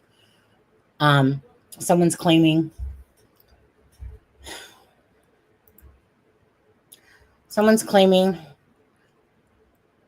that the 2 kids were found on a reserve in Truro. God bless them. They finally are found safe. There's no factual basis to this post at all. So let's pray at the end of the day that people aren't sick and twisted, because we know that they are. They do shit like this. But, again, from what Darren's side of the fence is saying, is that these children are being hidden and protected. That is, I'm not even, you know what? If we hear something that if there's any truth to that, trust me, you guys will all be on it like flies to shit for sure, right? But people do this kind of twisted, sick shit. So we're not going to believe in it until it's reported to us if this is the case whatsoever. Bottom line is someone could be playing just a freaking nasty game of putting that post out there because we've seen it already. So don't put any stake in it at this point at all. Okay? But now in saying that, our biggest wish ever is that a panic on Malehya's part, hence where this 8 o'clock came from, right? Is what Darren is allegedly believing, is that at 8 o'clock, Malehya gave Jack and Lily over to some people in a pickup truck of relations, we'll just say. And they were to be taken away to be kept safe, protecting, right? Now, this makes you wonder about that freaking CPS report from a little bit before that. What the heck was going on there, right? If she was afraid that all the children were going to be taken away and stuff like that. I don't know. But anyways, and that, that Malehya and Meadow were going to be on their way out as well. Bottom line is, she said she didn't want to be there. According to the information that we allegedly know, perhaps, right, is that Malehya had been talking to her family for a couple months about the fact that she wasn't happy, and whatever situation was going on there. I'm not going to get into that part of it, but we'll just say, right, obviously, if she feels like she's in a controlling whatever relationship, she's not happy, she's probably in a state of depression. I'll guarantee you that I know it. I've been there. I got it, right? If you're not in a healthy, happy relationship and you got kids and you've got barely any money flowing in, and according to Darren, her money was frozen or something like that, and obviously that's going to create, say, arguments or whatever. So if it's a situation like that, trust me, as a female, or even a male perhaps, you're going to be in a state of depression, right? Bottom line, you are. And you might do stupid shit. And Malehya, in this case, might have done stupid shit. According, again, to Darren, yesterday he spoke to Cindy. And according to Darren,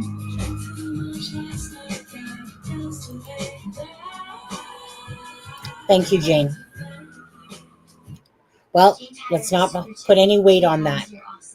We're not. Thank you, Jane. I hope that's true. Sleepy face emoji. Sleepy face emoji. Thank you, Jane. But we're not going to put no weight on that. The only time we're going to put weight on that is when the RCMP come out and tell us, or it's splashed right across the news. Other than that, right, we're just going to leave it as, it would be a beautiful moment, trust me, that Belinda would get to see her grandbabies again. I want that so badly for any of the family members that truly just want to have these babies return safe and alive back to them. So thank you again for that. Now, Malehya, right? Let's just again. Perhaps she was in a state of panic. Maybe she was in a state of panic that Janie happened to come out and see that fact that something odd happened. If we take, let's just hypothetically, in a sense, like said, look at it.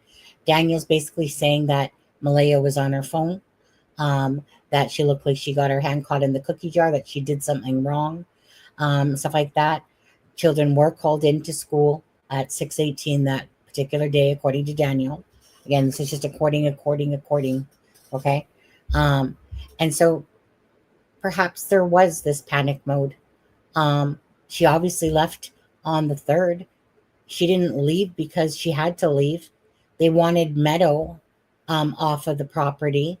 to keep the child safe, considering 2 children have just been, Houdini'd out of there, right? So she didn't have to leave, but we know what we know from, say, Daniel and Belinda's, Daniel speaking to Belinda, is that, you guys, one second, I lost my train of thought. On that one. It literally just went gone. What was I going to say? What was I going to say there? About the mother. Okay, just going out of there or whatever, right? I can't remember exactly what my thought was, but I know I was talking about the mother coming to get, saying something to Belinda. And like I said, Belinda, according to Daniel, not even looking on there, thought I had read. Well, that's what was said. Postpartum depression. That's what Daniel told Belinda is postpartum. Hi, Rhonda. Thank you. Rhonda works to super chat. $20 Canadian. You're awesome. Thank you. Praying they're found in Lyme disease or grandbabies again very soon. This time. Thank you so much. Absolutely. Thank you, Rhonda, for that super sticker. And honestly, that would be the best case scenario. So, like I said, if what Darren is saying is true, which could be possible, right? But the thing is, again, right? It's up to you to decide what you wish to believe. But I would love for this to be a panic state and that it went out of control, right? Because there's weird shit going on in Malehya's corner. There is. Right. No one can verify the person who posted that. I sent it to you. Did you send it to me hours ago? I'm just seeing it now. I looked there earlier and I didn't see no messages. Anyways, again, take that post with a grain of salt. I'm not even going to share it. That's how much I'm not even going to. I'm just taking it with a very little grain of salt on something like that. But to me, there's like 2 scenarios really here. It's either Daniel, to me, she was in an abusive relationship, perhaps money was an issue, wasn't his children, right? That's a theory. It's just speculation. Perhaps Malehya went into panic mode. Okay, don't get me wrong. Okay, so I know what I was saying. So Darren said he talked to Cindy Murray, right, which is Malehya's mother. And basically, Cindy, according to Darren, and don't quote me verbatim on this, but this was pretty much what was said, was basically, I'm done with it. Malehya's problems are basically her problems, but I'm not dealing with this shit anymore. He thought he heard somebody in the background, but he can't verify if it was Malehya or not. But Cindy said Malehya's here. He was on the phone with Cindy, according to Darren yesterday, Cindy said Malehya's here. And so Darren had said to her, look, you're putting me in a corner because you're the person. Because on the live, if you guys remember from the other night, Darren had said that he had this setup meeting with Malehya. And then basically people got in her ear and then that fell through. And one of the things he wanted to find out was, one of the answers was through Malehya. So he basically felt like, according to Darren, that all of a sudden the hope seemed to be lost, right? So then he was supposed to be talking to Cindy, okay? Because again, right, I mean, Malehya, Cindy, right, to try to figure out this piece of the puzzle he was searching for, to find out the answer. And so it didn't happen. But apparently, Darren, like I said, he talked to her, Cindy, on the phone. And she's, again, basically said, I'm done with it. Something like whatever Malehya is doing or whatever, that's on her. I'm done. I'm not dealing with it, type of thing. And so however you want to read into that, I mean, when he said that, or when I heard he said that, then I was like, oh, sorry, because I'm sorry. That was passed on to me through Kent, that information, okay? Because Darren was talking to Kent, and he told Kent that he could tell us some certain information, and certain information we weren't going to put out, and other information we could talk about, okay? But anyways, so this was spoken to Kent from Darren, and Kent, of course, I trust Kent. But anyway, so whatever that all meant, who knows? But there is some suspicious shit going on in that corner of Malehya's side, okay? This whole taking off, and protect, like, who are you protecting, Malehya? Who are you protecting? Right? So is she trying to protect these children from CPS? Right? When she said in that thing here, storyline, let me go back to that. Let me go back to the screen share for that. Okay. Your grandmother's cousin thinking the same too. Who are you protecting Meadow from? And then she answers the first part, and then she says CPS. So you're protecting Meadow from CPS? So are you protecting Jack and Lily from CPS as well? And that these children really are hidden, and you're playing some sort of frickin' wicked game? So there could be truth to this. Let's pray there is truth to this. Let's pray that there is. And let's pray that the RCMP, through all their information, are working on trying to figure out what happened to Jack and Lily. Right? Oh my God, this case, telling you, doing my head in. Yeah? Something that you would have just thought was 2 kids missing. Oops, look at, they were just playing around the home. They were found. Kumbaya. No. Instead, it's turned into this ridiculous freaking case of lies and deception and, bullshit. And, and yet, where are these 2 kids? Why haven't we heard anything yet? Well, maybe they are hidden. Maybe they simply are hidden. And the RCMP and that know this. And what they're working on right now is a $150,000 reward for information. For the people that say have Jack and Lily, perhaps this message is for $150,000. Tell us where they are. Bring those kids back. And we'll take care of them. Because we're not going to let Daniel or Malehya ever put their hands near those kids ever again. Dylan Eller. I believe Darren. It's the only thing that makes sense to me. Praying they are found soon. Absolutely. You know what? Like I said, if any regardless, okay?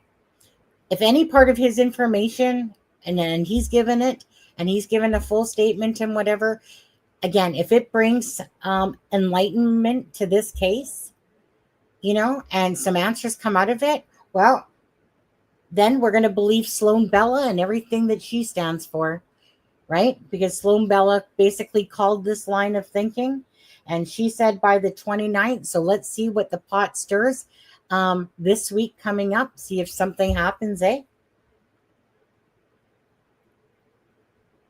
1 second. To be honest, is that, yeah. Well, you know what? Honestly, I mean, I don't know if I'm living in fairyland here, but we all know, Joseph, and you know too, from following cases, that usually Occam's razor is usually the way a case goes, typically. And then you have an effed up case like the Lori Vallow case, which makes you say anything's possible. Honestly, anything's possible. I pray that Darren and Daniel are truly finding to seek answers. I pray it's that way. But I'll tell you, there's weird ass shit going on in Malehya's side, and it's happening for a reason. Why is it that our freaking little red flaggies keep going? Why is she not using social media? Why is she hiding? She's hiding behind a lawyer. She's speaking little tidbits here and there. And thank you for doing so, Malehya, because it's more insight into things regardless, right? But at the end of the day, again, you know, there's some weird ass shit going on in that corner. So I'm hoping that something that seems like it's more out of orbit for this to happen is the truth, to be honest with you. You guys have no idea, and I'm sure you guys understand me when I say this, that we want nothing more than Jack and Lily to be alive, because that's what this fight is about. That's what it's for. It's not about arguing with each other, right? Over freaking who believes Malehya and who believes Daniel. Who gives a shit? They're both lying regardless. It's about Jack and Lily and finding Jack and Lily and the truth amongst the bullshit that's going on, right? I mean, the truth is going to be told. They're both saying that the truth is going to be told, right? The truth is going to be told. And when the truth comes out, it's probably not going to be very pretty on them, to be honest with you, regardless. Any proof that Darren isn't related to them? No. There's no proof that he's not related. Oh, any proof that Darren is related to them on there? Yeah.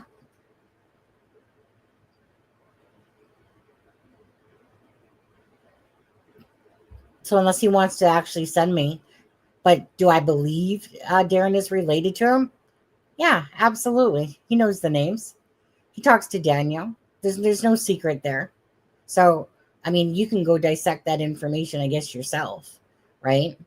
But I feel like I've already done my just desserts on that, right? He gave me his phone number. He gave us all his real name. So you guys can dig into that, you know?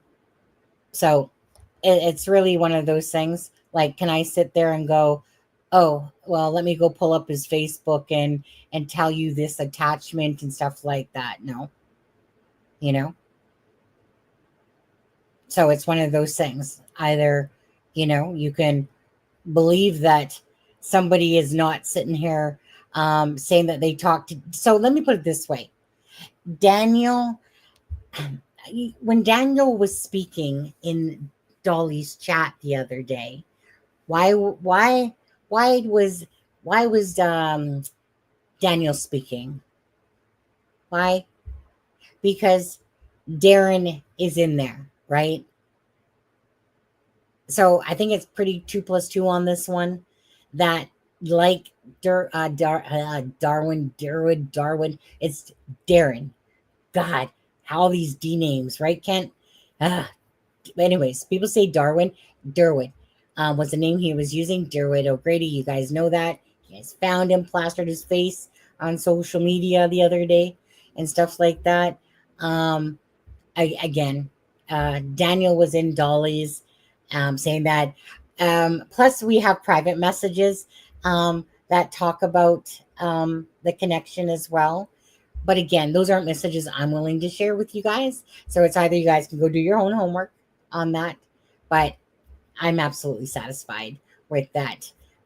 Darren is Patty's, Malehya's grandmother's cousin, which would be Malehya's first cousin twice removed on there, okay? That's the reason why Daniel was even speaking in at Dollywood's Live, right? And it's because it's like, at the end of the day, they're both. So if they're both on this thing that they believe that Malehya has the children hidden type of thing, they're working in tandem. But by the same token, Darren's saying, hey, look, I'm not just taking Daniel at his word. I don't give a shit who's involved. If I come to find out, oh, 1 second, my husband needs me. 1 second.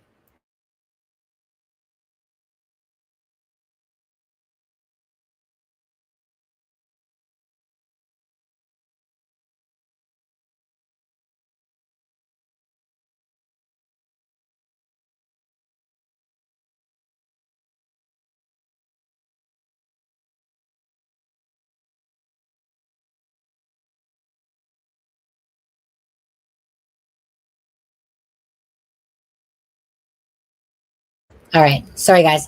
My husband was asking me what I wanted for his birthday for dinner. Anyways, I went with the cheesesteak dip. Yeah. Okay. Again, I don't have my sidekick here, Charmaine. So it's just me trying to go through chat and talk at the same time. Whatever. It is what it is. Sorry, Charmaine, that I wasn't that important to you. Just kidding. I love you. You spend enough time up here.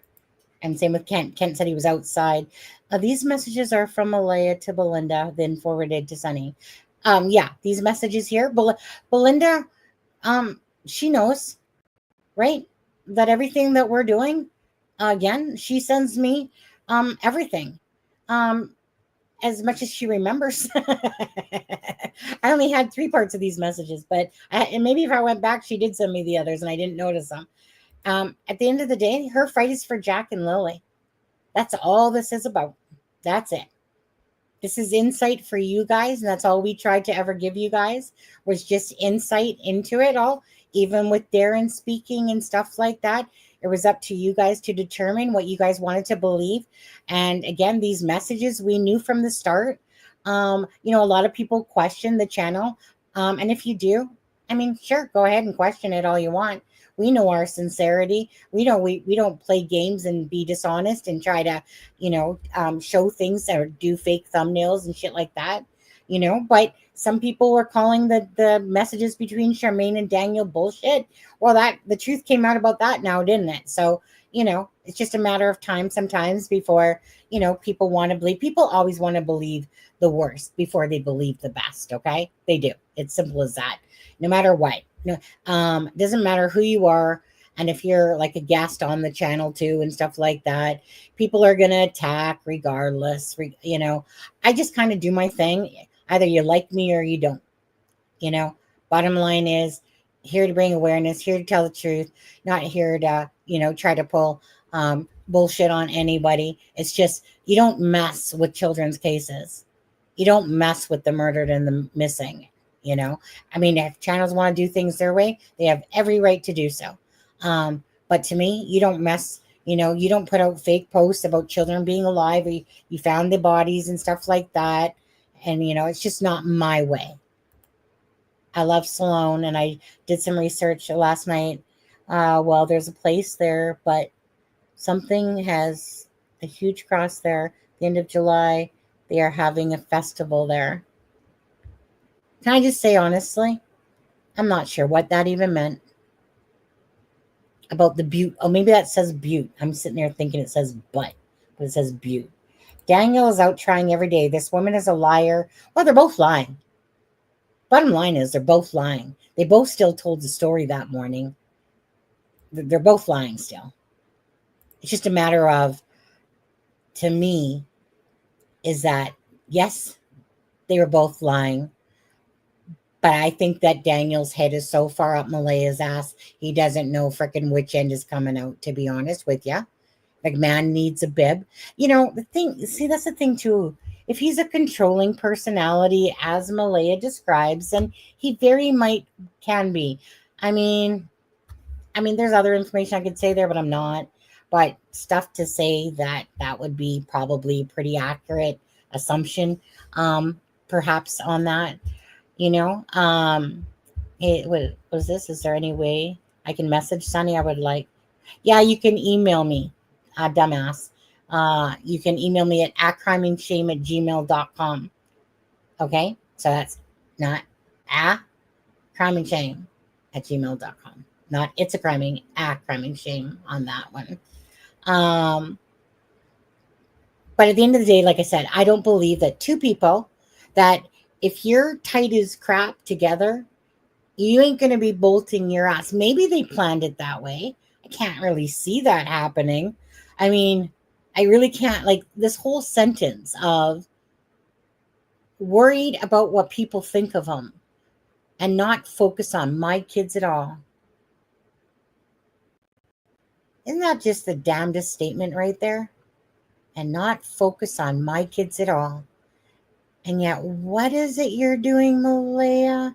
Because Daniel doesn't have access to Meadow or his other 2 kids, and you're there and you're not using your social media, and we don't see you out coming to help out in the search. You just left and abandoned ship.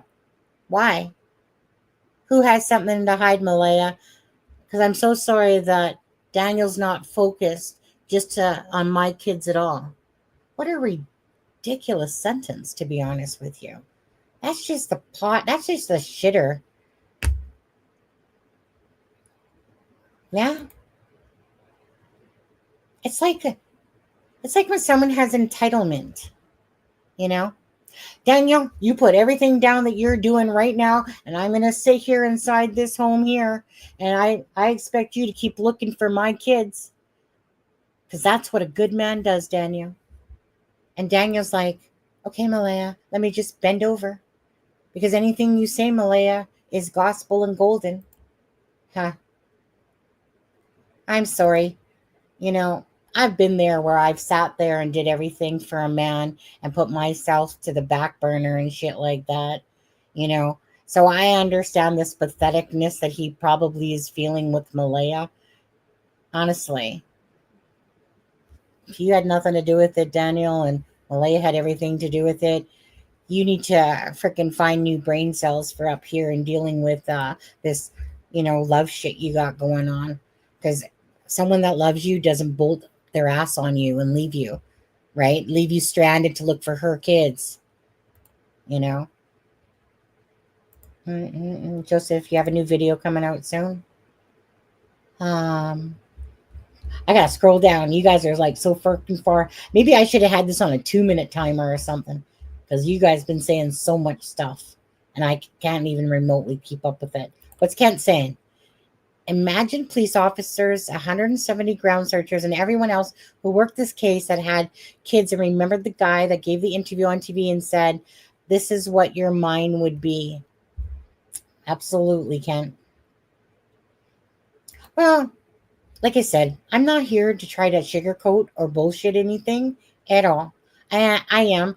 The reason why I'm going to tell it like it is person, I'll tell you, is because of an 11-year abusive relationship, right? And there's lots of people, by the way, and I bless you people.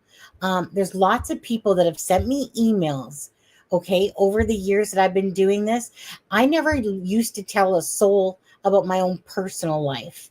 I would just let you see the happy sunny, and I would never let you know if I was hurt inside or if I was being abused or anything. The only reason I've ever spoken about it is because I know that we're not alone, that this stuff happens. And there's been multiple people messaging me, even recently, like really recently, that have said, thank you, Sonny. Thank you for making me see this relationship that I don't want to be in no more. Right? So that's the reason why I talk. That's the reason why I'm so strong, is because my ass was getting beat all the time and I stayed in it, and I don't blame anybody but myself. Okay? Make no mistake about that. He put his hands on me. You know, he gave me black eyes. He made me not walk properly for a week. He fucking tried to suffocate me with a pill and all that. And my dumb ass said, but if you love me, why would you do this? And he kept saying, sorry, sorry, sorry, sorry. So sorry doesn't mean shit to me. When someone says sorry, that word is so far worn out with me, you know? But I was sitting there going, I don't understand this. If you love me, why do you beat me? The reason why I didn't move back home to British Columbia is because I didn't want to hear my mom say, I told you so. Okay, nobody in my family knew that he was abusing me at all. I never told anyone until the day that I left him. I called my mom and I said, I want to come home. And I was in Calgary. And she said, what's wrong? And I said, I'm tired of being abused. That's what's wrong. I'm tired of being hit. I'm tired of being controlled. I'm tired of all this stuff. That's what's wrong. Right? So that Sunny, that was always letting people walk over her, doesn't exist anymore, because I had enough. And I said to myself, if somebody wants to hear the truth, they will hear the truth. If you want to tell me, ask me if my hair looks good today, then expect my answer to come out of my mouth. And tell it like it is. Because I'm tired of people's bullshit. I'm tired of being controlled. And I'm tired of letting myself being controlled. So now, if you want to hear the truth, just ask me. Right? In true crime, I can tell you almost everything. But there's some things that I can't. Why? Because they're a promise. And I don't like to break my promises to anybody. If I don't have my word, then I have nothing. Right? So I highly when friends of mine, again, you have to be a damn good friend in order to even be in my vicinity of anyone in my life. Why? Because again, I don't put up with people's bullshit. I don't play these stupid games with people. I don't play fucking thumbnail games and try to deceive people. Yeah. So I commend those people that have emailed me, including recently, and you know who you are, that basically said, you know what, I care about myself enough that I'm worth it and I don't need to be abused and I don't need to be used. So when I say I fight for children and stuff like that, my own ex-husband has played this game on my son, right? And I've had to live with the repercussions of it because of being manipulated by that fucking controlling asshole, right, with my son, who believes most of what he's been told now. Because when you listen to someone over and over controlling you, directing the narrative, kind of like what Malehya says in her messages, though, doesn't mean she's innocent of maybe hiding these kids, but kind of what she says in these messages, right? He wouldn't let me give out the address to Belinda when Belinda wanted to see her grandbabies. She basically, you can tell, says he's controlling, right? And she didn't want to be there. She wanted out. Is Malehya playing a wicked game? Maybe. Absolutely. And F you, Daniel, if you're some controlling, freaking abusive asshole, then you deserve what you get. And this old Daniel shit, if you are, hypothetically, allegedly, whatever. And this old Daniel shit, what's that? That means you're not a good person as you used to be. That means that you're definitely half the man or something that you used to be towards Malehya in order for you to even say something like that. Anyways, that's my preaching on that part.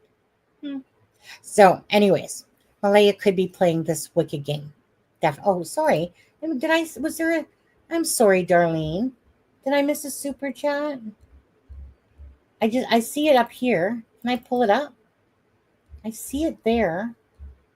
Let me see. Right here.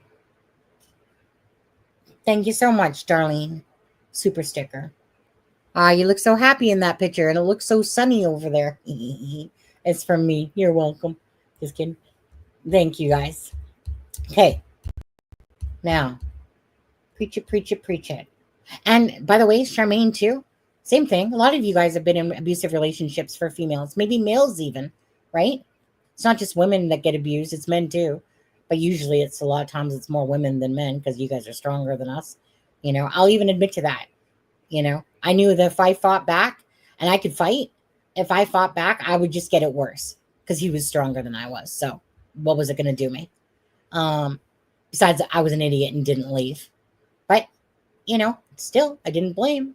I moved on, changed my life, went through the whole emotions of it all, freaking, panic mode, but basically put everything to the side, roadblock ahead, and just focused on what I needed to get done, right? Because I knew life at some point is going to change.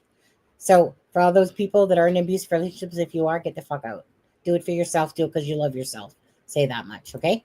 Sounds like to me, kids having, whoever has Lily and Jack, for God's sake, bring them home to Grandma Belinda. Heart is broken. Please just bring Lily and Jack home. Absolutely. That's all I want. I think that's all we want. We would freaking rejoice. Just like with Clarabelle, right? We would literally rejoice. Darren also knows Belinda. No, that's not true. He messages her on Messenger now, but he doesn't know her. So that's not true.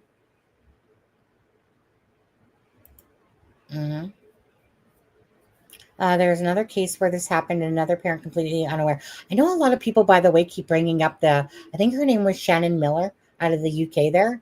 Where that mom hit her kid for a couple weeks just so she can get money. Sickos. Okay, I gotta go see what you guys are all saying. I finally found your super sticker down here. I pulled it a different way up, but thank you so much. Valerie. Clap, clap, clap, clap, clap. Don't give those details to them. They don't want to go in bias looking for one thing because therefore they might miss another thing. After it's over, she might tell you a personal opinion. What are you talking about? I'm not sure what you're talking about there, Kent.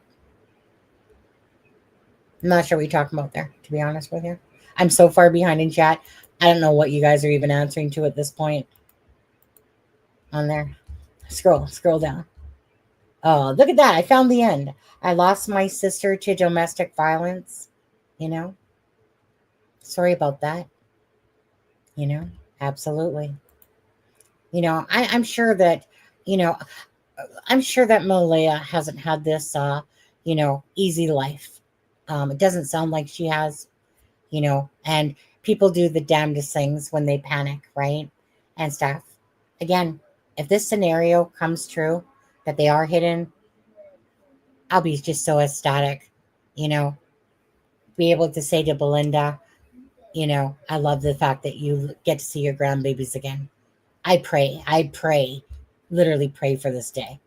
So please, if anyone does have any information, again, maybe that's what the 150K reward is for. Maybe it's because they know that the children have been moved, but they need someone to come forward to say exactly where these children are, because digital data can only take you so far, right? It can only take you so far. But if these children have been moved around and now they're basically going, here you go, come on, here's the carrot, come and bite and take it. You know, we'll give you up to $150,000 with information, you know, because honestly, that could mean a lot of money to somebody that does have information.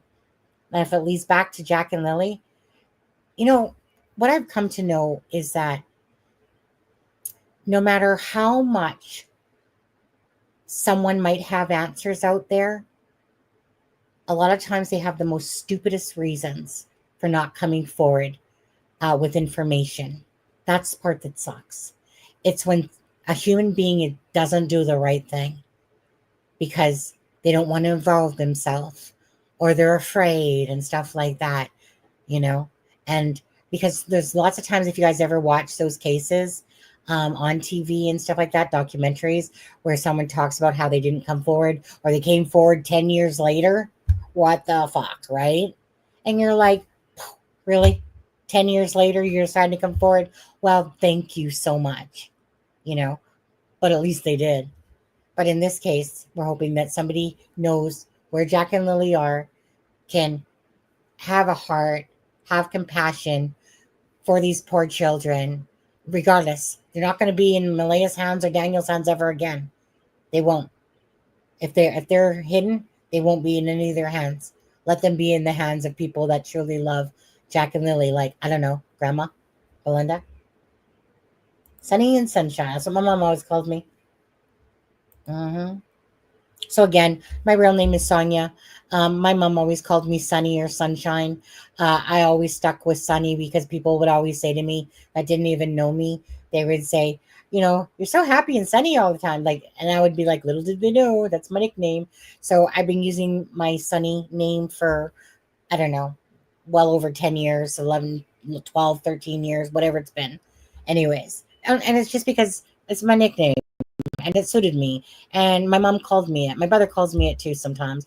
And I remember my own twin sister and niece go, why do you call yourself Sunny? And I'm like, because that's what mom or grandma to my niece, that's what mom would call me. What do you mean? Right? It's like they thought that I just made that name up out of my ass and pulled it out.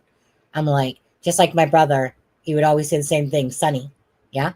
So, again, it's from my name. Sonia, son, whatever. But don't ever call me Sonia. I don't mind the name. Don't ever call me Sonia because I won't answer you to that. Because I think it's disrespectful. If somebody says that they use the name Sunny and then someone's going, well, I'm just going to call you Sonia now that you said that. Yeah, have a cup of go F yourself then. I ain't going to ask you.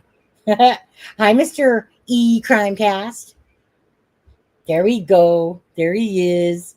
How are you doing? How is the family? So if anyone doesn't know who that is, it's Mr. E's Crimecast. And he has his YouTube channel, covers these cases. Sebastian Rogers. Oh, which reminds me, right?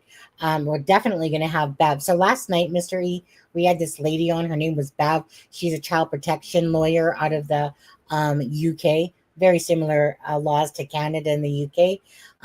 But I want her to come back on and talk about Sebastian Rogers' case on that one. She's was a very nice lady, very grounded personality.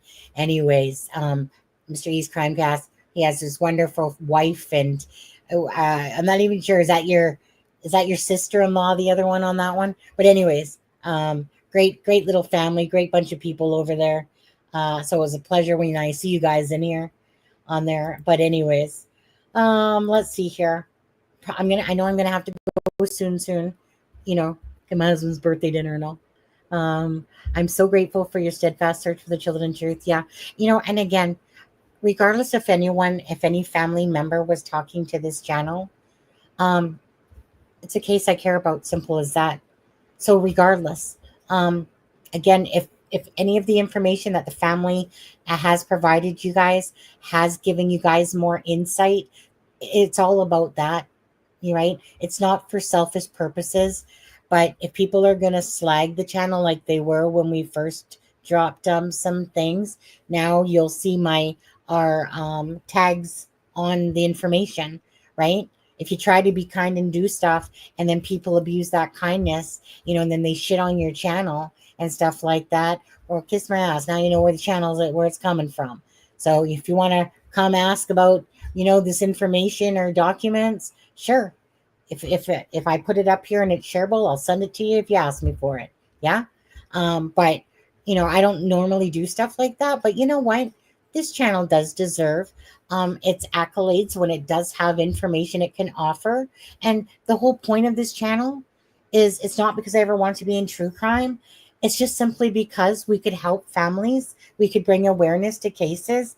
And so if by sticking a crime and shame on certain information brings more awareness to the channel for good purposes, I'm not against that. I'm not against that. On there. Stargirl. My name is Sonya too. And it's exactly spelled your same way, Stargirl. Sonyay. Why? Just because. Yep. Thank you so much.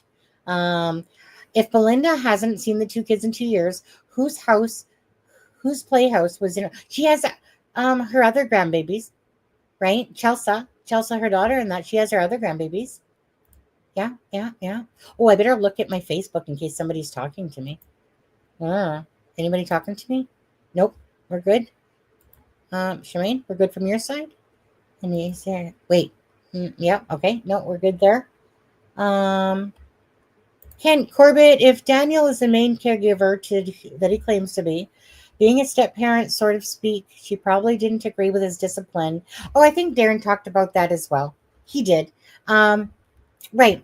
Like, for instance, I don't believe in hitting a child. I hit my son once. Sorry, when I say hit, no. I spanked him when he was 2. Right? Diaper on, didn't matter. The minute I saw his face, as he looked at me and quivered his lip because I gave him a spank on his butt with a diaper. Okay, Craig Christopher Proudfoot with a diaper. But anyways, it was the most horriblest feeling. Because as a child, I got the belt, I got the stick, yardstick, I got the spoon, and all that stuff. And I would always get it because my brother was a effing liar, okay? And my twin sister. Those 2 little liars. But my mom, she would just line us up and go, did you do it? No, spank. Did you do it? No, spank. Did you do it? No, spank. And she kept doing that until we literally had black and blue asses. Literally, we're like little kids and we had black and blue asses. And I was crying and I was like, Mom, it's not fair. Right? And I'm like, what, 3 years old? Mom, it's not fair. And I would dangle my little legs, you know, when you live in a home and it had those wrought twirly iron things, you know, so I would put my legs between the wrought iron things like a jail cell looking at the front door. And I was just crying because it was so unfair to get in trouble for something you didn't do, you know. And I'm always a person, I believe in being fair, you know. And so my mom, it didn't matter. My mom was like, I know you didn't do it, but I just had to get it out of whoever did it. But I know you didn't. And I'd be like, but Mom, that's not fair. Blah, blah, blah, blah. So anyways, As children, most of us, we got the belts, we got the wooden spoon, the yardstick, whatever. When I did that, when I spanked my son on his bottom when he was 2, and I saw his face, nah, couldn't do it. Couldn't do it. It didn't fit. It didn't fit. It, to me, it meant to, you guys can do whatever you like in your own lives, besides abuse a child. But for me, it didn't equate. Hitting only teaches abuse. Hitting only teaches to hit. And so that was the one and only time that I ever gave my kid a spank, and it was the last time. And anything else I did was either he sat in a little naughty corner sometimes, but I was a pushover mother. It's my only child, okay? I was a total pushover as well. And I would take away his favorite thing, which was the internet or his phone, but usually it was the internet. He loved gaming, so that was his thing. Our family was a bunch of gamers with my ex-husband as well, besides my husband now. A bunch of gamers I seem to marry. But I was a gamer too. I still game, but not the same games. But anyways, so yeah, it just didn't equate to doing stuff like that, So I just never felt that hitting solved anything besides teaching someone abuse. So it just became about taking away their favorite thing. What's your favorite thing to play with, Matthew? Oh, on your games on the computer? Well, consider that no, not tonight. But honestly, I was a pushover. He's my only child, right? Okay. You promise you're going to be good? No problem. Mommy will let you off. Just don't do it again, okay? Told my son as well. You tell me the truth and you're not going to get in trouble. You lie to me, then I'm probably going to have to ground you or something. So my kid was always freaking truthful, Too truthful sometimes, I think. Good. Sunny, I feel what I was saying to you last night was validated by M's text. Oh, hi, Scotia. Okay, well, hey, if it was validated, then sweet. Again, hi, Nikki. All we want out of all this is Jack and Lily, okay? That's our focus. Well, let me even put them back up on stage. Right here. These 2 beautiful babies. Belinda's the the grandmother of not the great grandmother. Sorry, Belinda, I aged you. The grandmother of these 2 beautiful children. Yeah. Actually, it's only been 2 hours. This is a short live, guys. Wow. On there. And yeah, why can I do 3 and 5 hour lives and not? Because I find it easy just to talk and hang around. Okay. So if somebody really wants to know why the lives are so long, it's because I spend all day fixing things. I don't hang with friends outside of work and stuff like that. It's what better thing do I have to do? I can be cleaning house, not happening. Okay.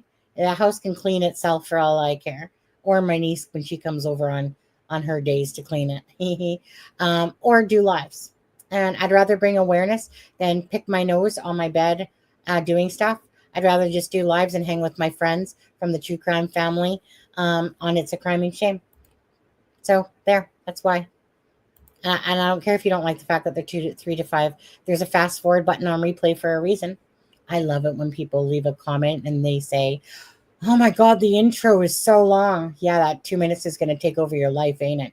Really? Because you're watching replay. Pretty sure you can hit that fast forward button. Some of those comments sometimes you're just like, seriously, you're going to leave a comment just to tell me that? And yet you got a replay or a fast forward button right in front of you? Yes, Mr. E-Sister, and your guest talking Sebastian sounds like an amazing idea. Yeah, absolutely.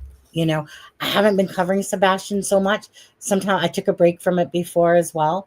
I've been really focused on this case. I was showing Sebastian's picture and Dylan's at the start of the lives, and I kind of, not going to lie, I feel guilty because I haven't been posting them as much because every time I scroll, I need to get myself organized when it comes to my pictures. I'm not a very organized person, and that's why I can do YOLO lives. Some people are all structured from A to Z. That's not me. My twin sister is, but I'm not. Not going to happen. Not going to change. Maybe one day I'll put stuff in a folder on my desktop or in my downloads file. You are a very strong woman in do. I'm not sure if you're talking to me or talking to somebody else. Hi, Daphne. How are you? Okay. Sorry, Daniel. I would have to see the 3-digit code in Temu. It doesn't say that. Like, how many? Okay, I mean, honestly, like, dude, okay, you're obviously broke ass. Yeah? I mean, hypothetically speaking, I mean, plot, spin twist. Maybe him and Darren by chance are going, that 150,000, we could work together here, and if we find out what happened to those children, Darren, you could go down and claim that and we could split that 50-50. That's just being facetious, though. But still, did it enter the mind? Yes, it did. But just for a moment, Blue Jay, it was.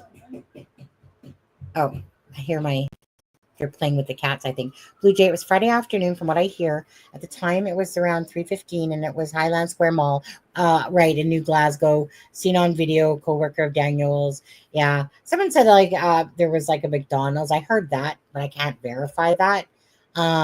But right, at the Highland Square Mall. And like I said, so according to Darren, and I'm not going to get into the intricacies of it all, the only gist of it I'm saying is that according to Darren, when they were there that day, they got into an argument. Let's just use allegedly. Allegedly got into an argument, and Malehya wanted to spend more money, and Daniel didn't. That argument turned into another argument or a bigger argument or whatever, that it rolled over. Maybe this was Malehya's breaking point, like, fuck it, I'm out of here, type of idea. Like, seriously, you know what, had this planned, kids, you know what, I'm done with this shit, right? And she could have easily have planned to have the kids picked up and something like that. And like I said, maybe the $150,000 reward is for the fact that they can't literally find the children because they've been being protected, and that they want information. So they got to dangle the carrot and say, come on, right? But if you have a heart for anything to do with children, you're not going to sit there and try to hide that information. If you do, then you'd have to be soulless, right? And have no freaking ass heart. Never understand why it takes dollars for someone because that's the world we live in. It's a greedy world. You know it. That's what hurts my heart. It's always, what's in it for me? What is in it for me? Maybe that's why I have a hard time too when when you watch people use tactics to gain money by being deceptive and stuff like that. It's just not my way.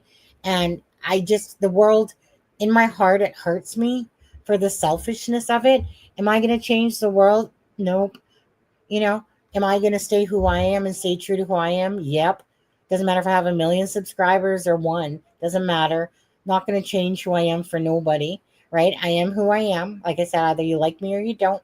Don't really care, to be honest with you, right? People that understand my heart and know it, will see that. They'll see the passion. They'll see the care, and just see that I'm just always just trying to be straight up and forward as best as I can with the information that we can share, and not always can share it with you, type of thing. But I just couldn't live my life morally correct if I did things for the sake of dollars and money. Don't care. Someone can call me a liar all they want. That's because that person cares more about money. The people that bitch about people donating and us people in true crime making money off of the dead and stuff like that, or the murdered and missing, kiss my ass as well. Because those are the people that are bitching. Those are the people that actually don't donate, right? Those are the ones that don't even dig into their pocket. I could sit here for 5 hours each day, right? As if I don't deserve to get YouTube ad payments. And if somebody happens to donate to the channel, they do without me even asking. I'm not asking, right? But do I deserve to get money for YouTube because YouTube has ads and that's what they do? Abso-freaking-lutely. And if you worked it out each month, it probably boils down to 50 cents, if that, an hour that I've made off of that, right? So don't call me freaking selfish. And if I gain to be a bigger channel and YouTube wants to pay me more ads, so be it. That's what they get money for. YouTube gets money. Now, don't be donating because I just said that. Now I got to scroll down all the way to the bottom. $2, you're awesome. Thank Right. you. See? Thank you. Smiley face emoji. Now, that wasn't to solicit a $2 out of you there, Lucid Dreams, but appreciate that, by the way. It's just, again, Jack and Lily, the murdered and the missing. It's for the sake of the children. And you don't mess with children. You don't mess with cases. You don't post a bunch of false bullshit out there. It's just wrong. If you're doing it for the sake of your pocketbook, I'm sorry. Morally, it's just wrong. But you know what? That's between, you and God's ears type of thing on that stuff, right? Meaning I'll die and I'll feel fine. I'll feel, oh, that's my husband. One second.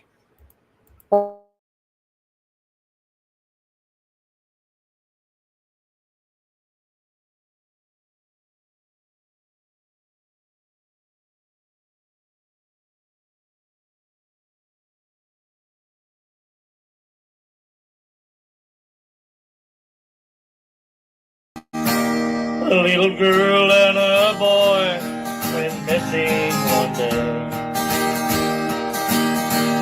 It was on Friday morning, the 2nd of May. People went searching in the woods there and back for 2 little children named Lily and Jack. The girl was just 6 years, the boy was 4. While others were sleeping, they walked out the door. As time it went by and turned into days, no sign of those children, the news it did say.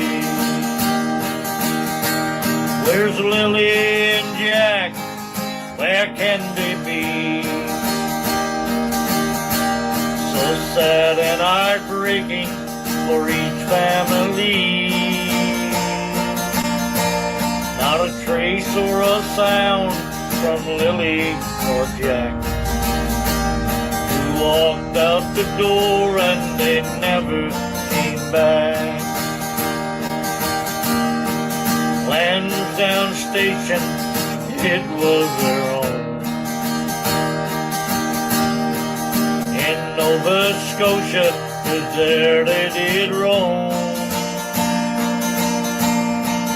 Let's not forget them and let us pray for those 2 little children still missing today.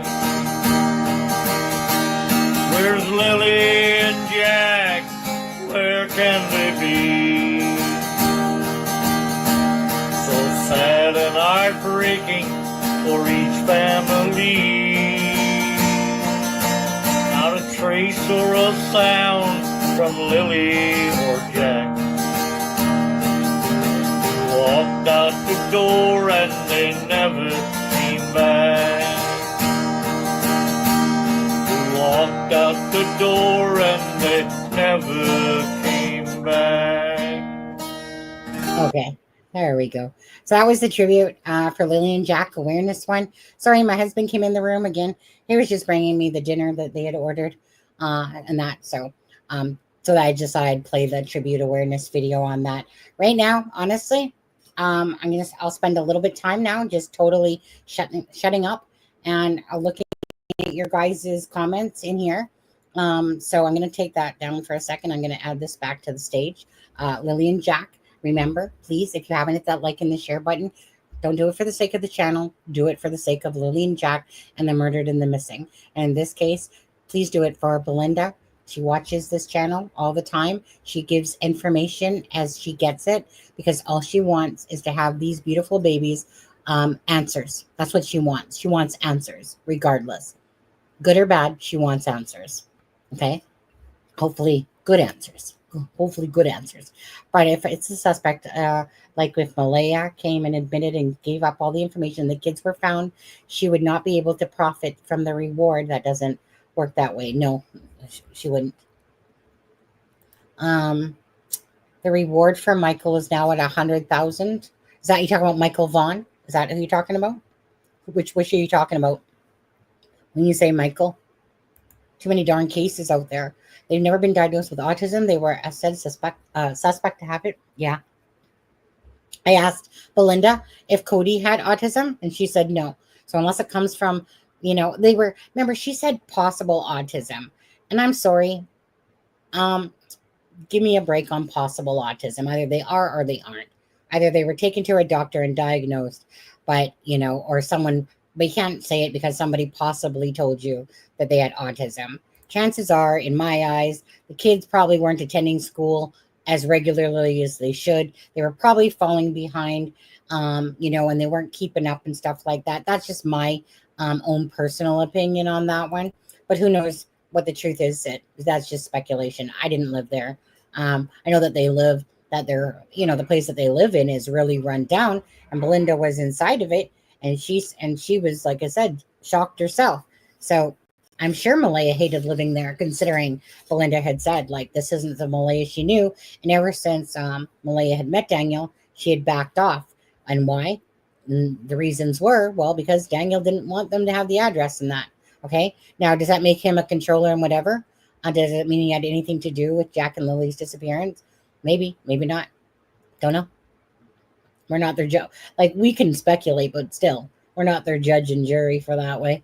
At the end of the day, the RCMP and the Major Crime Unit, they're the ones, right, that gonna put whoever is responsible for, like, you guys know, okay? You guys know for a fact that if Malehya has those kids hidden and she's doing this and her time is up, her ass is going to be so grass and she ain't going to see the light of day, besides from a freaking prison place.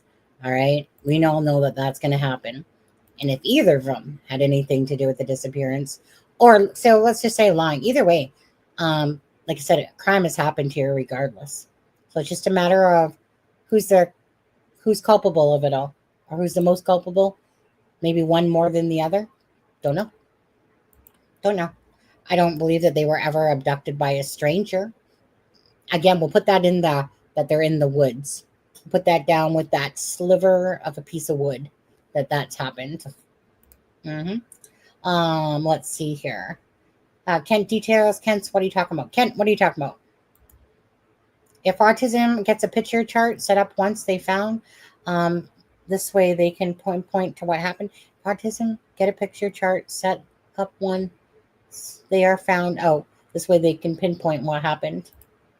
Hey, Shelly, how are you? I agree with Sunny too. 100%. Kidding.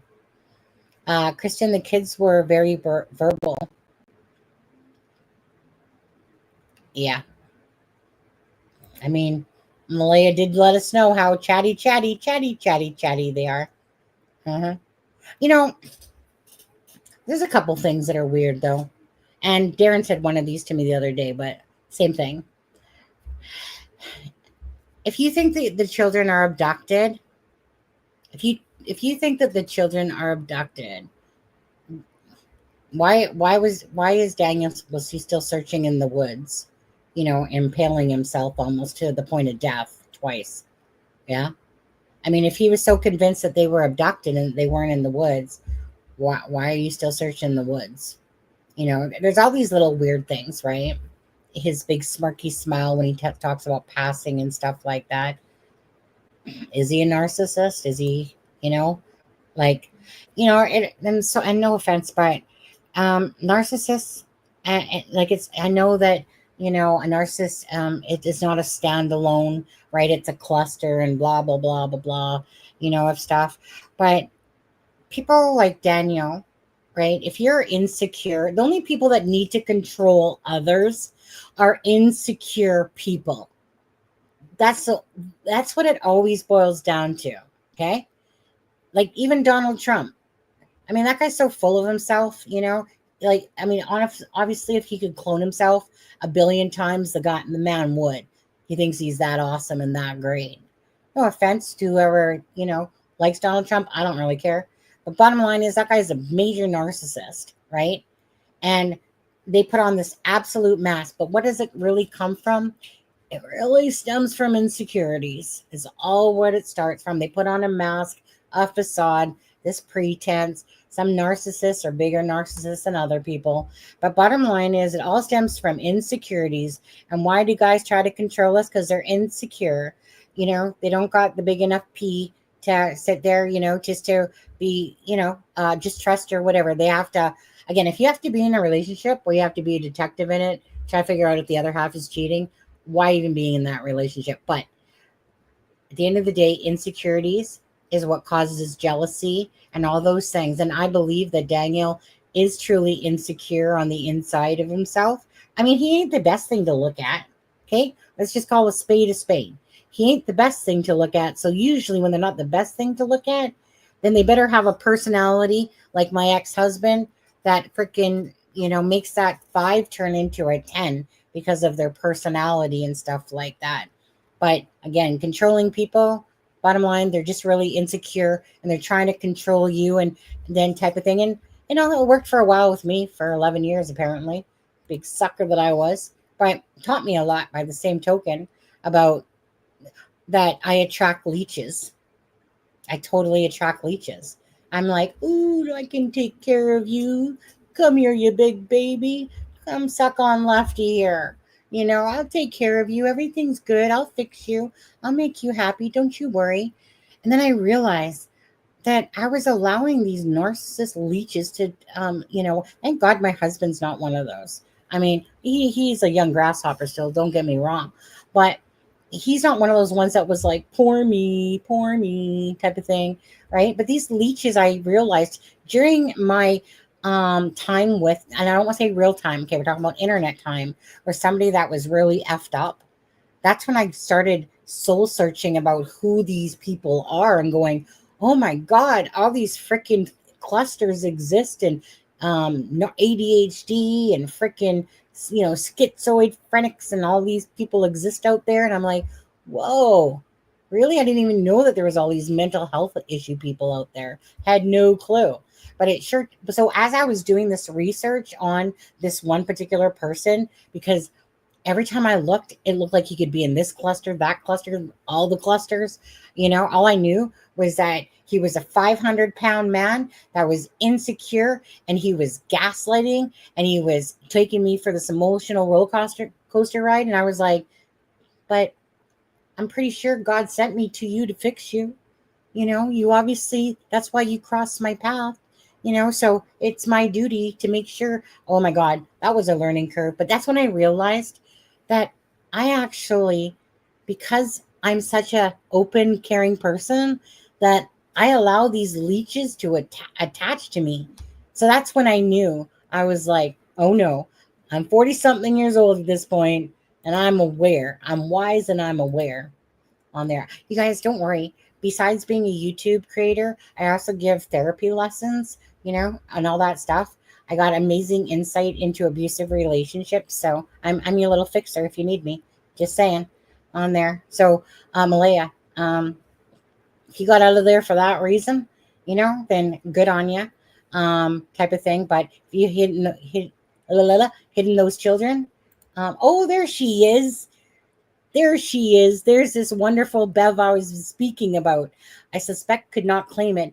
That would be profiting from your own crime. I checked similar laws regarding proceeds of crime. A suspect could not know, right? So this is Bev. What are you doing up, Bev? Okay, it's clearly UK time.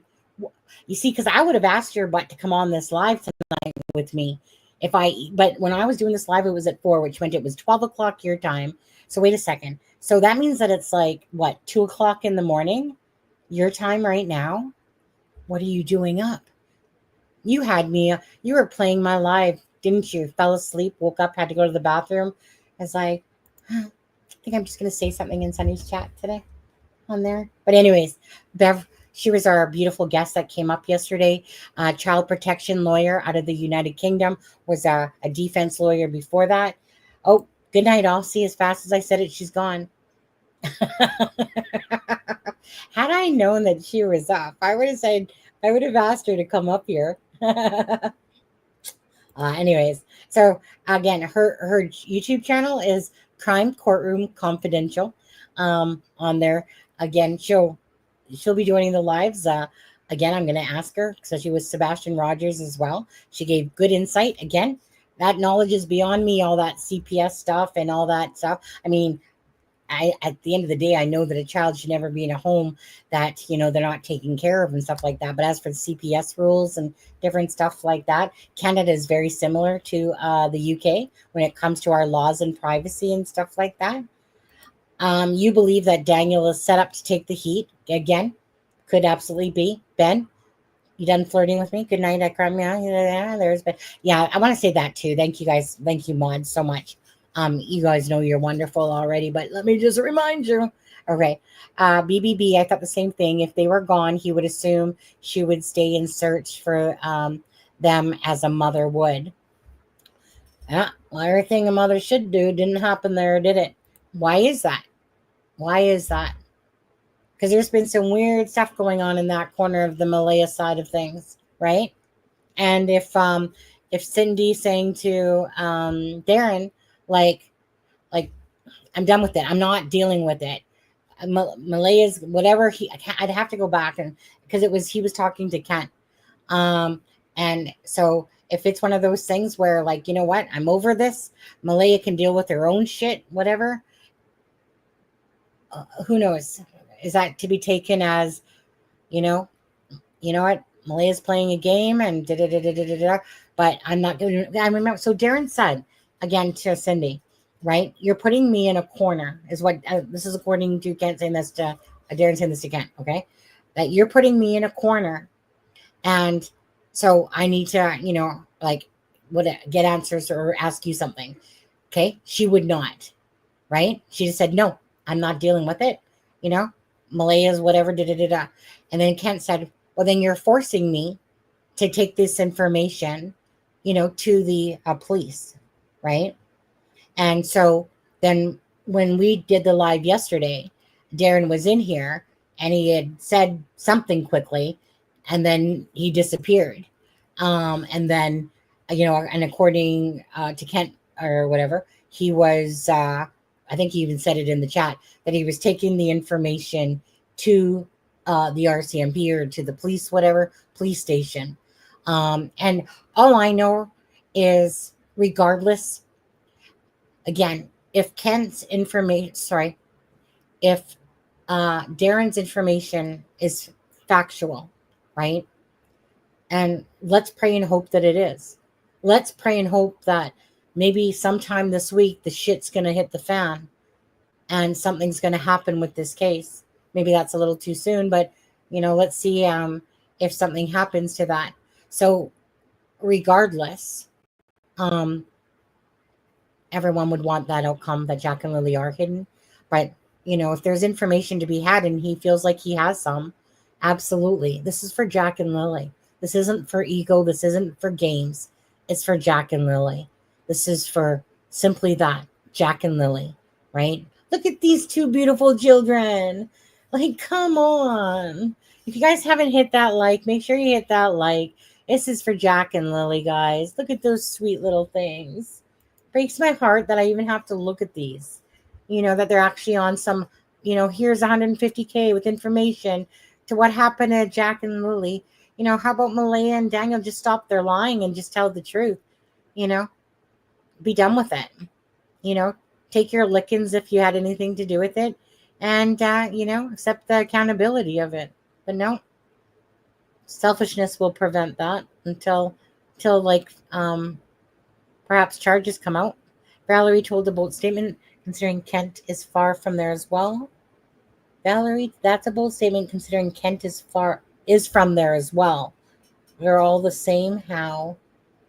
Oh, I'm not sure what Valerie said above or anything.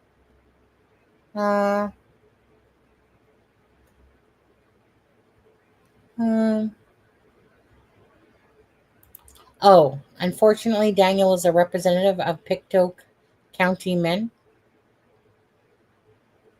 Oh, okay, I get what you're saying on there. Well, right, not everyone, right? Sunny, can you share that one from New Brunswick? The one that was found murdered? Did you send me a link in the thing? Oh, it looks like you did. Oh, right. Yeah, let's share this one. Let's share this one. Okay, let's take a look. Okay, oh. Wait, 1 second. Why does it? Okay. Oh no. Okay, I got it up there. I was like, well, where? It was like it's lagging or something. Okay, let me make this bigger. Okay, so this says, New Brunswick RCMP are asking for the public to help solve the death of 34-year-old woman. The body of Rachel Paget of Woodstock was found on the evening of Sunday, June 15th, in the St. John River in Medford. Police are treating the death as suspicious. She went missing, oh my God, on Friday, June 13th, Friday the 13th. They want anyone who had contact with Paget, so Rachel or Rochelle, because I don't know how you pronounce it. I think it's because I have a friend that spells it this way, but it's Rochelle. But anyways, let's say Rachel for the sake of it. Between her disappearance and death to contact them. Her vehicle has also been recovered. Anyone with information can contact RCMP Crime Stoppers. Okay, and then of course people are, we got to give that more than a like, don't we? Come on now. I don't use just likes on this one. Okay, and I think I hit. No, maybe I didn't. I think I hit share. But let's just do that. Okay. So, yeah, on there. So, okay. So again, I mean, I just shared it to mine up on there. Totally forgot about that, Kent. So thanks for reminding me to share that. Sunny, bless your sweet heart. Perpetrators seek you out and they target you. It's them, not you.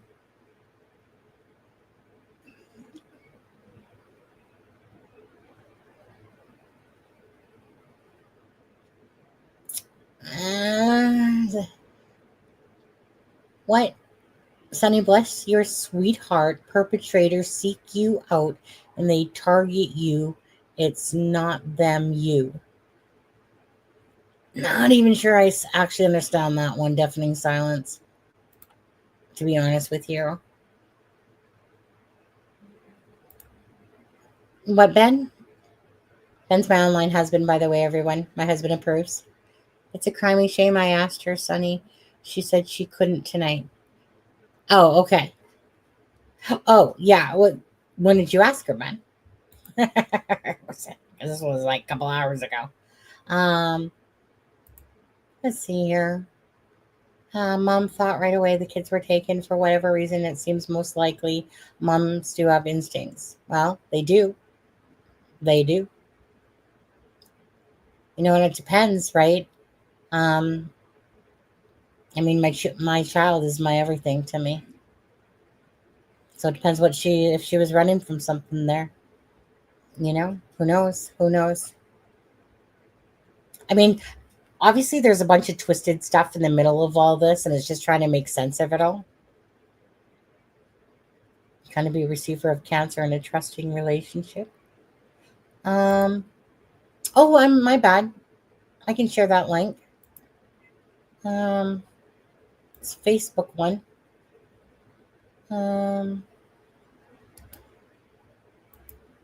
Sis.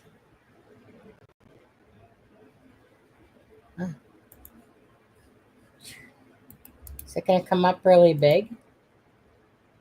Oh, I grabbed the wrong one, but that's that one's for Kent's GoFundMe, the one that I just posted now. So you guys know that his whole entire business burnt down. So that was for that one. Okay. And let me grab the other one. I'm gonna go here soon before all my food is cold. Well,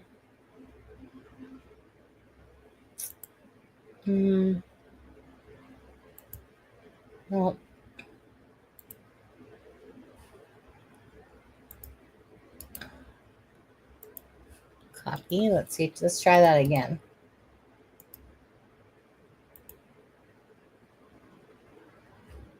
Okay, that was the link for it right there. I'm an hour behind. Like literally an hour behind. Great lady joins your site.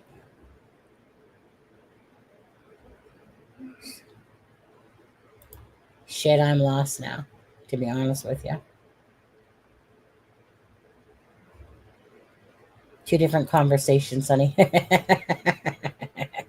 Not the best multitasker that way.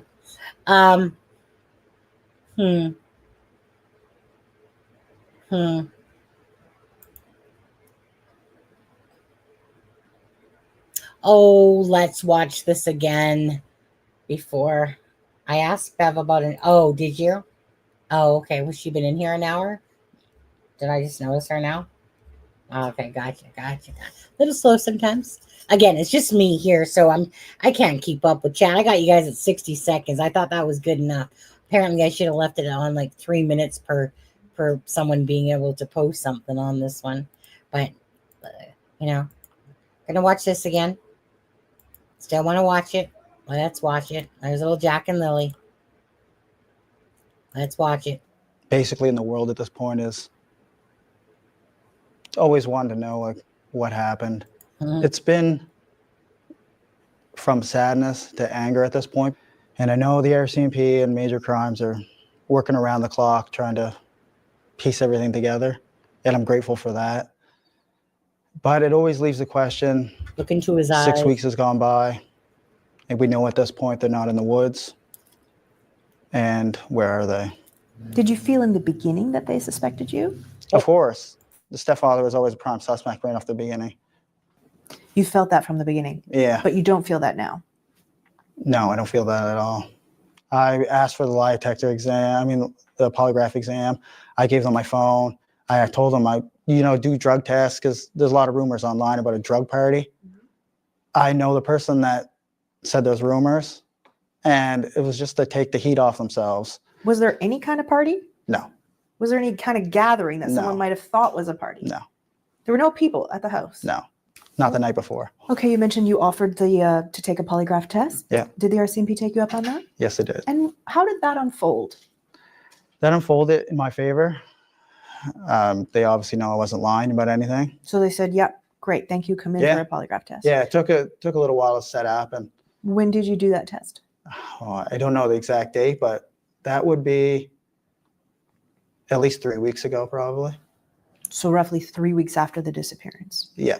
And I think most Canadians wouldn't have any idea what's involved with that. Can you describe the process? You go in and just tell us right from the start. We go in, sit down in a big comfy chair, and they have multiple sensory pads. You have them underneath your forearms, you have them underneath your butt, and you have them underneath your feet with your shoes off. You have a sweat gland on one finger. You have a measuring instrument for blood flow that goes in and out of your hand. And you have a cuff on your arm for blood pressure to measure your pulse. Were you nervous? Yeah, I was extremely nervous. Especially with the first question they asked you, did you kill Lily and Jack? That was the first question they asked you? Yeah. Yeah. What went through your mind when someone's asking you that question so point blank like that? Your mind has a massive release of chemicals, I guess you would call them. It's like your stress levels just astronomically through the roof, and your body doesn't know what to do because it's not every day the way you're hooked up to machines in an interrogation room where someone asks you questions like that. What other kinds of questions did they ask you? All the questions pertain to the death of Lily and Jack. Are you accessory to the murder of Lily and Jack? They were all. So all of the questions assumed that the children are no longer alive? Yeah. There were no questions at all about, did you take them somewhere? Could they be somewhere? No. The police have done a number of polygraph tests. They've done 53 formal interviews. Do you know who these people are? Yeah. That's a lot of interviews. It is a lot of interviews. A lot of them are my family, people that live in the area. And those interviews, typically my interview was 4 hours. And a lot of the interviews from my family were 1-2 hours. So there's a lot of time taken up and they ask detailed questions. Do you know who else actually took a polygraph test? I mean, I do, but I'm not going to say anything that's going to impede the investigation. Okay. When did you find out the result of your test? Immediately right after.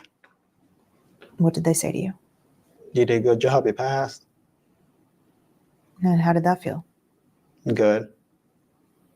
And did you feel that there was any further suspicion on you after that point, or was that sort of conclusive? No, that was really when I seen the turning point for it's starting to taper off with investigators. Do you know if Malehya has taken one? I don't know if I can say it, but I will anyway. Yes, she did take one. Okay, she took one. Do you know the result? No. RCMP weren't allowed to tell me. I asked. You said you feel like everyone in the world wants to know what happened to Lily and Jack. Yeah. Why do you think that is? Why do you think this is getting so much attention? Well, just the mysterious and nature of everything and how strange everything is. The RCMP, you know, I mean, they have to keep a tight lip on everything, but there's a lot more that meets the eye with the case.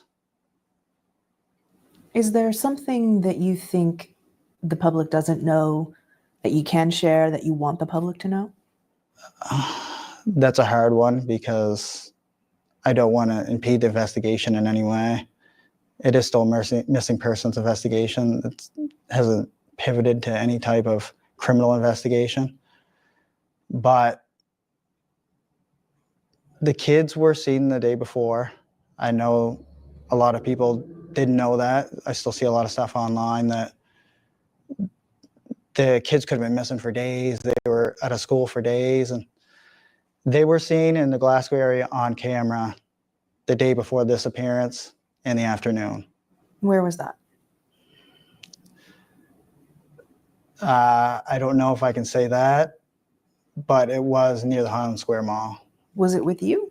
It was with me, Malehya, and Meadow, and Lily and Jack were there too. And are the police aware of that? The police were aware of that since. Do they have that video? Yes, they do. I also talked to my coworker in the parking lot as well, and he verified that with investigators as well. So for all the speculation, they were gone days ahead of time, or they were seen the afternoon on camera before the disappearance. Why do you think the police are asking for video dating back, days before that? Well, the reason for that is they want to see the traffic of the vehicles on the roads in the area, right? Maybe vehicles that were traveling that area a lot over the last few days prior to hand, or vehicles that, weren't seen in the area, or vehicles that were seen in the area, like local people that are, you know what I mean, making frequent trips past the house, or which it's all considered evidence. I mean, the more pictures and videos is the better. They say they have hundreds of hours of video. Mm-hmm. Do you know if they found anything on those videos?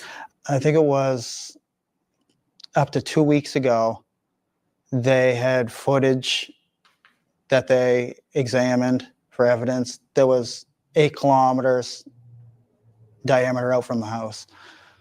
So that was after a month. That's how long it took to get footage and review it 8 kilometers out. So but what's on the video?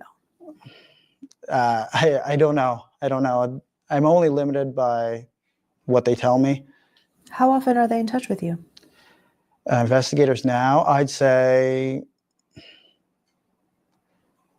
maybe once every 5 days. And usually I'm the one who calls or messages them. And how's that changed over the course of the 6 weeks? Well, from the beginning, it was almost daily, tapering off to where it's only like once every 5 days now. And how do you feel about that? It's good. It's good and bad. I mean, I like to talk to them in person about any little small details I come up with, or anything I can try to bring to their attention, which may help the investigation. So I don't get to see them often, so it's always over phone or messaging, and it's hard to really convey what you want to say when you're not in person. But then I also know the eye's not on me.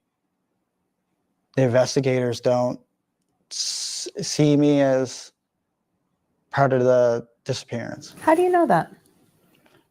Well, when you're going from daily to tapering off every 5 days, I mean, I've already gave them everything on my phone. I'm the one who originally said, here, take my phone. We'll go through all my banking information. We'll go through all my stuff on my GPS from Google. And you were offering all that up, right? Yeah, I offered everything. And why were you doing that? To show them that I want to get the investigation moving. I know I have nothing to do with any of it. A lot of speculation is you killed the kids. We'll just come out and say it straight as it is. What do you think when you read that? It's a lot of nonsense, obviously. I know the truth. I didn't kill Lily and Jack. And I just think a lot of people online they're seeking drama. That's the main thing. Everybody's allowed their own opinion, like I said before, but it's hard on the people that were actually there and missing the children. Still haven't got to see any of my kids, including Lily and Jack. And that's been really tough, going from a family of 7, including my other 2 kids that live in Halifax now, going from a family of 7 in the blink of an eye, your family's ripped apart and you're left alone. Can you describe the process? You go in and just tell us right from the start. We go in, sit down in a big go back to the comfy chair, and they have multiple sensory pads. You have them underneath your forearms, you have them underneath your butt, and you have them underneath your feet with your shoes off. You have a sweat gland on one finger. You have a measuring instrument for blood flow that goes in and out of your hand. And you have a cuff on your arm for blood pressure to measure your pulse. Were you nervous? Yeah, I was extremely nervous. Especially with the first question I asked you, did you kill Lily and Jack? That was the first question they asked you? Yeah. Yeah. What went through your mind when someone... So this is where Charmaine says, like, okay, it's not a missing person case, dumbass. They ask you every question to do with, basically taking Lily and Jack's lives. Did you partake in it? Were you, an accessory to the fact? They're asking him crime questions, like whodunit crime. But I think he's a dumbass if he truly believes that the world's not looking at him, or because he thinks he passed a polygraph test. Remember, he said that in the messages as well. I mean, he said the same thing, like, meaning it was information we didn't show at the start, where he said that he was talking, that the detectives told him, basically, like, we know you have nothing to do with it. Okay, Daniel. And Kent's absolutely right. Right? Maybe they want to give him that feeling. Is that why they gave you a phone? So that they could, keep tabs on you and stuff like that, where the truth lies, right? I think someone brought up, Penny. What was Penny's last name? The Penny case, where, because Charmaine has stated as well, they can set your ass up, unlike in the States, it's not entrapment here. They can totally set your ass up to get whatever goods that they want out of you, basically. Probably Charmaine said it more eloquently than I did, but at the end of the day, night, Drippy. Bye-bye. Have a good night.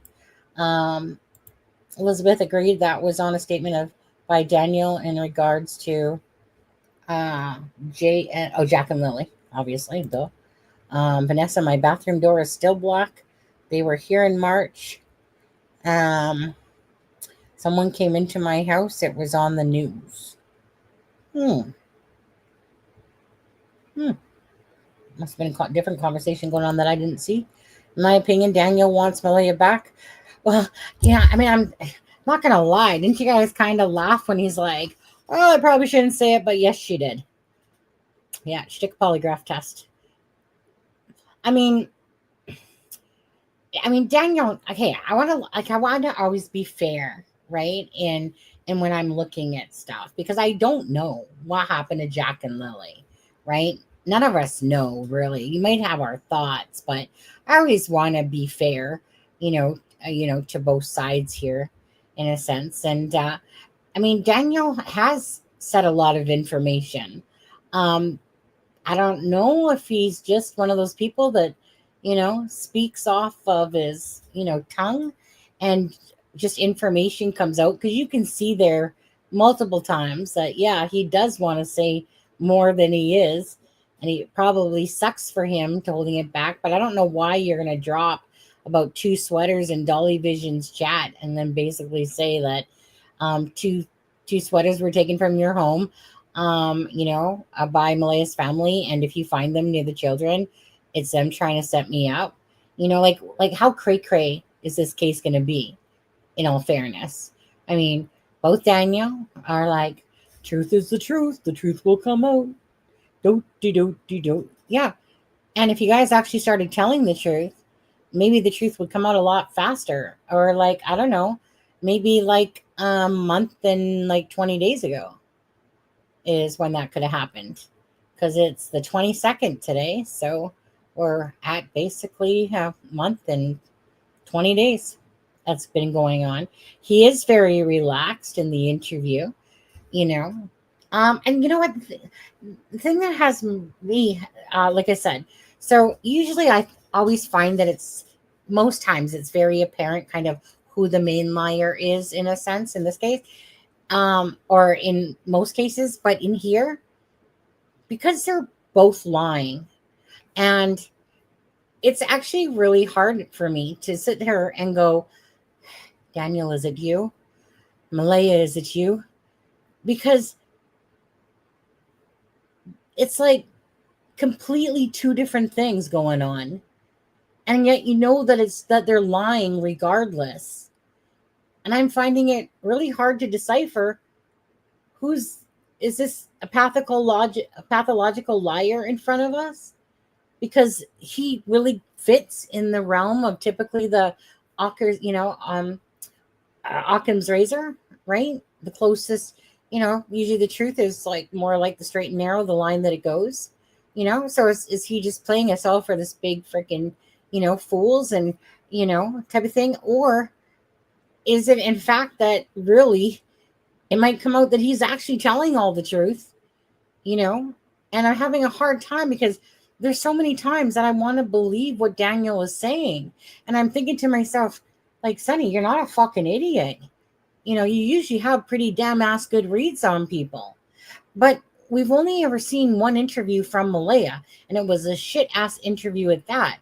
But as the case goes on, you're just like, okay, so you're the greatest human being, the white knight in shining armor here, But then you come to learn more stuff, and then you're like, well, you're not the nicest guy I probably thought that was giving you credit for at the start, and perhaps the reason why somebody moved to Halifax with your other 2 kids, type of thing, and why you don't have access to the children. I don't know and I know women lie about that shit as well, but what was going on with that CPS report? I don't know. See, this is like I said, I keep getting torn here. If I had to pick my favorite line of thinking, it's the children are fine. Malehya's hitting them. There's weird shit going on in your corner. Or do we have the stepfather who literally has no rights to these children? That's freaking, plugging away interviews, tests, almost impaling himself with sticks in the freaking forest there and water and doing interviews. You have to be a real good ass liar to keep on wanting to do interviews. It's not normal.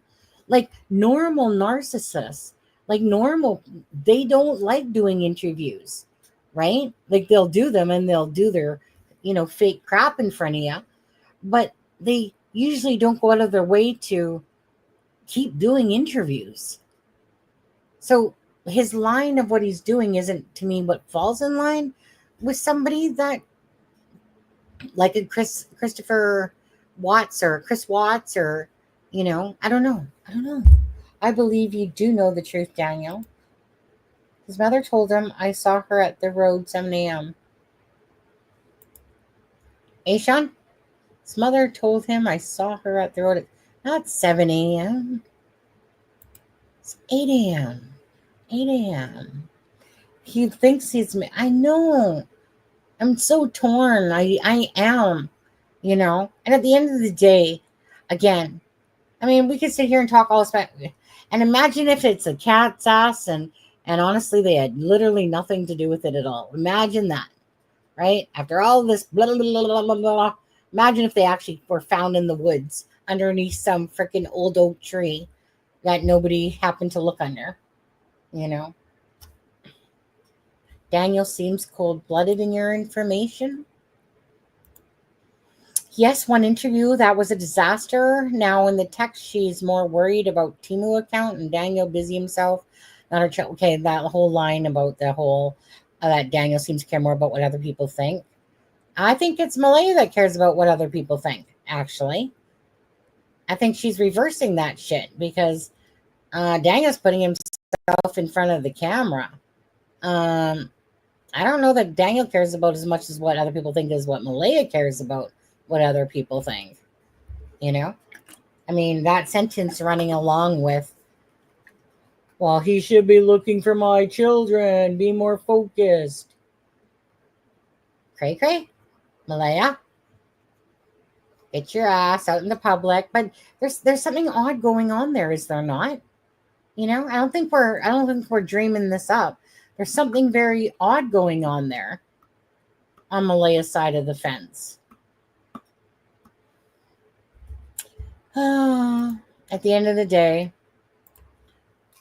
this is what we keep doing it for, Jack and Lily. Jack and Lily. If you haven't hit that like button, please hit the like button. Please spread the awareness. You guys are doing an amazing job at that, by the way. We have 362 likes. Oh, is that what it said? Yep, 362. So thank you guys for doing your part for Jack and Lily, because that's what it's about, right? Whatever shit hits the fan with Daniel and Malehya, let the shit hit the fan where it may, And if the fan happens to chop off a few little testes along the way, so be it. If you deserve it, for doing something to the children or having knowledge about it, hopefully someone will hopefully someone that's freaking greedy ass will want that 150K or up to 150K for information, because they do have knowledge and it takes money to sell their soul to the devil. So hopefully there is somebody out there that's like that really doesn't really have compassion for the children, but more compassion for their pocketbook. Either way, grab that money. It's up for grabs. So if anyone does, like I said, have a heart, you wouldn't need money, right? You wouldn't need money to be offered, but some people need that incentive, sadly. And again, should they get that money because they had the information or something like that and they didn't want to come forward, I don't know, like a month ago or a month and 20 days ago, but God forgive your soul if you do. On that one, Jack and Lily. Hi, Eliza. That, like the point that he makes out about everyone asking questions about Jack and Lily being deceased. So everyone passed because they know they're alive. Right? Oh, yeah, there's some real, like I said, there's some real oddities to all that stuff. Like, honestly, Daniel has made these weird statements about, I'm going to keep searching to them for the rest of my life. That's what I got to do for Malehya. That's what I got to do. One day he's going to get, like, let's just say that Daniel, like I said, that Daniel totally was, like lying, but not the biggest part of this whole situation and stuff like that. Like I said, one day his ass is going to, or his lips are going to pry off of Malehya's ass there. And he's just going to focus on Jack and Lily and not worry about what Malehya thinks of him or not. Because again, if you're in it for the right reasons, it's for Jack and Lily before anything. And, but sometimes it's hard to see things with blinders on, but hopefully if that's the case, he'll smarten the F up and get over her ass, right? But some people have those type of relationships, especially if they're a controlling person, right? I want her back. Malehya, come back to me, I promise. I'll build you a palace inside this shithole of a freaking farm or barn or whatever you want to call it. I guess apparently Janie's not saying shit, that Janie's not saying, like, Janie's only talking to like the RCMP. That's it. Not even her son. Yeah. They all know the truth. They all know shit, but again, as long as that information that they all have is with the RCMP and stuff like that, that's the only part that really matters. Because again, we're not going to go be arresting anybody and solving the case ourselves. It's going to take whoever has knowledge or guilty of knowing what to do. Just come out and tell. Yeah, well, you know what he says, right? Yeah, all his freaking messages there, even his interviews. I only tell the truth, liar. I only tell the truth, liar. Right? It's like freaking a Pinocchio. No, we don't always tell the truth. Even I don't tell the truth. I tell little white lies when I need to, for sure. Who doesn't? Right? Try to be as honest as I can, but sometimes you have to tell a little white lie here and there, type of thing. But so for someone to say he tells the truth, well, every time you open up your gums, you might as well just come out and say the story. Do you honestly think that you really are going to impede in the investigation? They probably already have their sonar on what's going on, and it's just a matter of them. If Jack and Lily are hidden, again, maybe that 150K is that reason to reach out and bribe somebody. You give us information, Jack and Lily. You lead us to where Jack and Lily are, and we'll give you this little carrot we got dangling in front of you. That can't be the first question. I don't know. I think it was, to be honest with you. And did you kill Jack and Lily? Wonder if Malehya passed hers. Her family wasn't so willing to talk about that, were they? All right. I'm just hanging in here now. I should probably get going. Yeah, I suppose. New subscriber. I see new subscriber. Hold on. There's somebody that said new subscriber. I seen it. I was scrolling and I seen it. It's gotten away from me. Anyways, thanks everyone that's joined us today. Thank you for any subscriptions that you guys, if you joined the channel, to subscribe. Actually, let's take a look at that, because you guys have been really supportive of this case and with this channel. And I know I'm only as good as the case that we're following and stuff like that, but then there's other people that become very loyal to the channel because they enjoy it and they become part of the family. But there's 377 likes. If we could get 400 likes, that's 23 more likes. And there's one more. Somebody did one, 378. Could we get 400 likes, you guys, before I head off? Is that possible? I know it's possible. Can you guys do it? Just keep hitting that like button. At the moment, we have 6,348 views, 379 likes, because somebody hit that like button. Again, please don't do it for the channel. Please do it for Jack and Lily. Please do it for Belinda and all the family members that are out there that truly just want to bring awareness to this case for Jack and Lily. Sonny, I'm putting together factual evidence that will fully explain Malehya's behavior, actions. I will contact you and share with you once I've done my stuff. Maybe help you understand if that's okay with you. Absolutely. Again, I know I don't have it on here and I probably need to add it.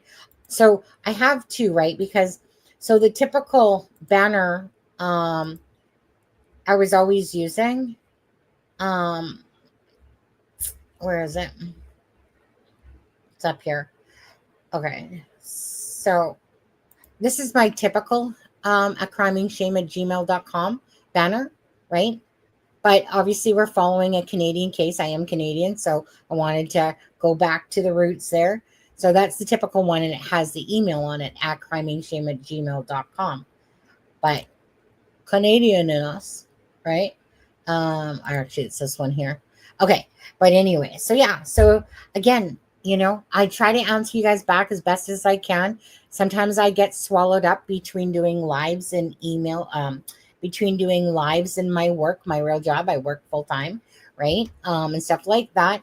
And so I don't leave myself a lot of time for too much else between that and sleeping and stuff like that. But I do, when I have a moment, I do try to get, like, for instance, I have four emails sitting in my queue right now. Haven't looked at my Facebook yet. Do I got anything going on there? Let me take a lookie. No, I think I'm pretty good on that end. It's Sunday. It's more of a quieter day. But tomorrow, okay, just so you know, guys, I won't be doing a live tomorrow. I work till 5:30, and then me and my husband have to do the yearly car insurance thing. So that's just, you know what I love? I love where I live. Everything's right around me. Freaking everything. But anyway, so yeah, the car insurance place is, like a minute walk in the same complex. Anyways, but I have to do that tomorrow. So as far as I know, I won't be doing a live. So unless some major breaking stuff happens, not going to be doing a live tomorrow. Wait a second.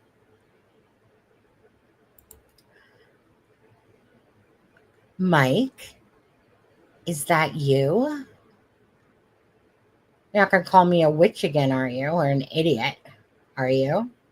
Do you like us now? Are we better? Anyways, welcome, Mike. I think you guys know who Mike Damon is. He's covers different Sebastian Rogers, just like us. This case, Lily and Jack, analyzes stuff like that. Thank you for subscribing, Bill Chase. Thank you, Amberlynn. How are you on there? Well, don't forget, Mike. 1 second here. 1 second here. Let me take this off. Present. Share screen. Where are we here? Hold on. Yeah. Okay. Make sure you analyze this. Nice full picture. Whoops. Hold on. Let me take it off the screen. Hold on. Take that off. There you go. Get a nice clear screenshot of that. Make sure you analyze this shit right here. Okay? These new messages. And that was just recently. That was just Thursday and Friday that went by. Yeah? Okay. Plus those other ones I put out a couple days ago about the controlling person. Anyways, 1 second. Okay, I'm feeling naked. There I go. Okay. On there, So again, everyone has their roles and whatever. In this, I'm just a person that cares about the missing and the murdered. Again, I'm not a person don't got no freaking degrees behind me, no freaking artwork on my back saying I got any sort of education and body language expert and stuff like that. Just somebody who is a mother that cares about the murdered and the missing, and that's about it. Liar, pants on fire. Hi, Little Miss Muffin Top. Every time I see that, I think about a blueberry muffin, right? Just saying. Hi, Donna. Thank you. Hi, Native Girl. How are you? Hi, DC, Canada. Happy birthday to my husband. Thank you. Thank you very much. Husband, internet says happy birthday to you. He's gaming. He doesn't care. Nah. I'll let him know that you guys sent him a bunch of birthday wishes. Apparently, you guys ever watch Lala TV? I sometimes watch her. Apparently, she was on my thing, and it says her brother's birthday is today. So I'm a Cancer. My brother, my husband's a Cancer. My brother's a Cancer. My twin sister is obviously a Cancer. My niece is a Cancer. Yeah, but my husband's birthday is today. He turned 35 today. His brother turned 25 on June 12th. and his auntie, my husband's auntie, turned whatever she turned on June 10th. So a lot going on at my wedding anniversary. Our 10-year wedding anniversary for me and my husband is on July 11th. Why? Because that's a perfect day, right? 1111. You guys know that, the angels, 1111. Anyway, so I picked July 11th for that.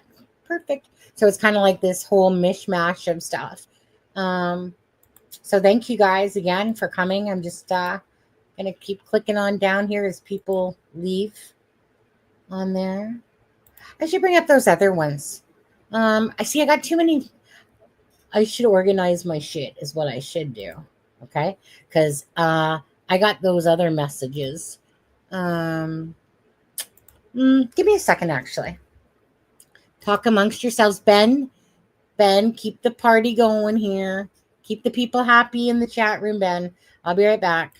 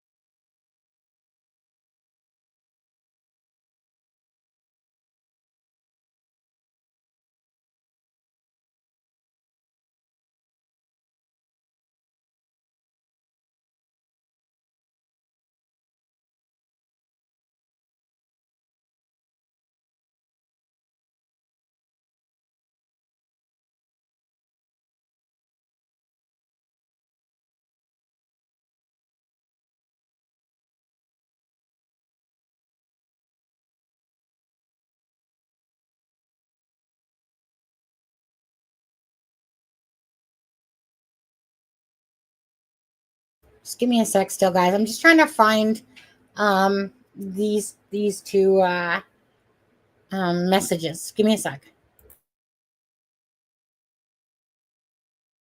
Here, I'll play something in the meantime for a sec. 1 second.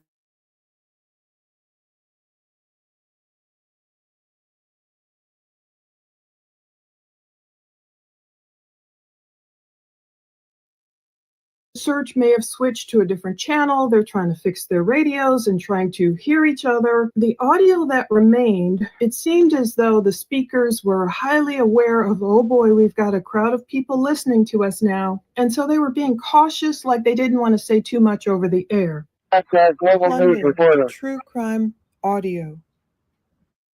Request to see True crime RCMP. audio. Copy that. Can I just ask who's requesting? Say again. Thunder. True crime Stepfather. audio. Copy that. Please stand by. Trying to get request for an RCMP officer to main case. I'll do my best to pass that right along as stand by. Command, that request from Ed has been passed on to the police. Plunder. And there are two officers heading that way right now to speak to that individual. Commander, Station calling command. Go ahead. Over. you, Sharon. What do you want to do? True crime. I don't understand what you mean. The Radio Canada is at the gate. We're working on it. So you have to do an interview. Traffic, this is Colchester Command. Do you copy? Over. The stepfather and brother here for debriefing. True crime. Do I have to know we can hold them here? Hold on one second. Traffic, do you copy? Traffic, do you copy? This is Colchester Command. Traffic copy. They want them sent up here, please. I heard them say, oh, they've got a global news reporter there. And that's when I heard the father requests to see RCMP down here. So I'm assuming they mean, in this instance, they say father. Other instances, they say stepfather. I assume they're talking about Daniel the whole time. May 4th, that Sunday, he was down there at base camp or wherever he was meeting. He wanted to see RCMP, which is natural. I'm thinking a parent or a step-parent of missing children, of course you're going to want updates. Now, a lot of people are commenting about who they find shady, the stepdad, the mom, one more than the other, both of them, neither of them. Once again, I'm going to try to go really easy on them because I know anything could happen. You know, a lot of people I've read some wild rumors, which I won't even bring up, but a lot of people have inklings about what may have gone on. The locals are saying certain things, but of course, I can't disparage anyone or say anything against a person's character. Of course, we can discuss, oh, that interview might have looked a little shady, or that word was weird, or that action was weird. But I can't go in on these parents because part of me keeps thinking, what if the kids really did wander off? Okay, it's not likely, but heaven forbid, something could have happened that no one expected. But anyway, it is natural, I would think, for the stepdad to want updates. And so they're asking, who's requesting? And it's like, say again, the stepfather. And so you hear them requesting an RCMP at the main gate, wherever that is. So they passed that request on, and obviously Daniel got to speak with authorities. And then that's also when the press was showing up. Radio Canada was on it, and I love it. That's why I transcribed, or rather had it dubbed, the things they were saying. Radio Canada, they might have been one of the first with the Globe and Mail, boots on the ground there. That's why I'm grateful we got this information. Right there, we could see Daniel with some woman. I don't know if he has a sister or whomever. And they were, according to this reporter, in tears, breaking down when cops came to them with information about, oh, we haven't turned up anything. Still, on May 4th, Radio Canada was there. They're talking about, interviews, and there's a lot of enmity, I guess you could say, almost like, okay, the media, you guys are bothering us. What are we going to do with you? What are we going to tell you? Part of me was thinking, wouldn't it be cool if authorities or searchers and rescuers could just talk to the media just straight up, without having to worry about semantics? If everyone could just speak our honest feelings, even on here. I mean, we can't necessarily say what we're really thinking because we don't want to blame a person and be wrong and just speak negatively about a person. But imagine if the search and rescuers could just talk to the Mail and say, well, they have said it in so many words. Authorities are saying, yeah, we were basically believing that these kids wandered off. But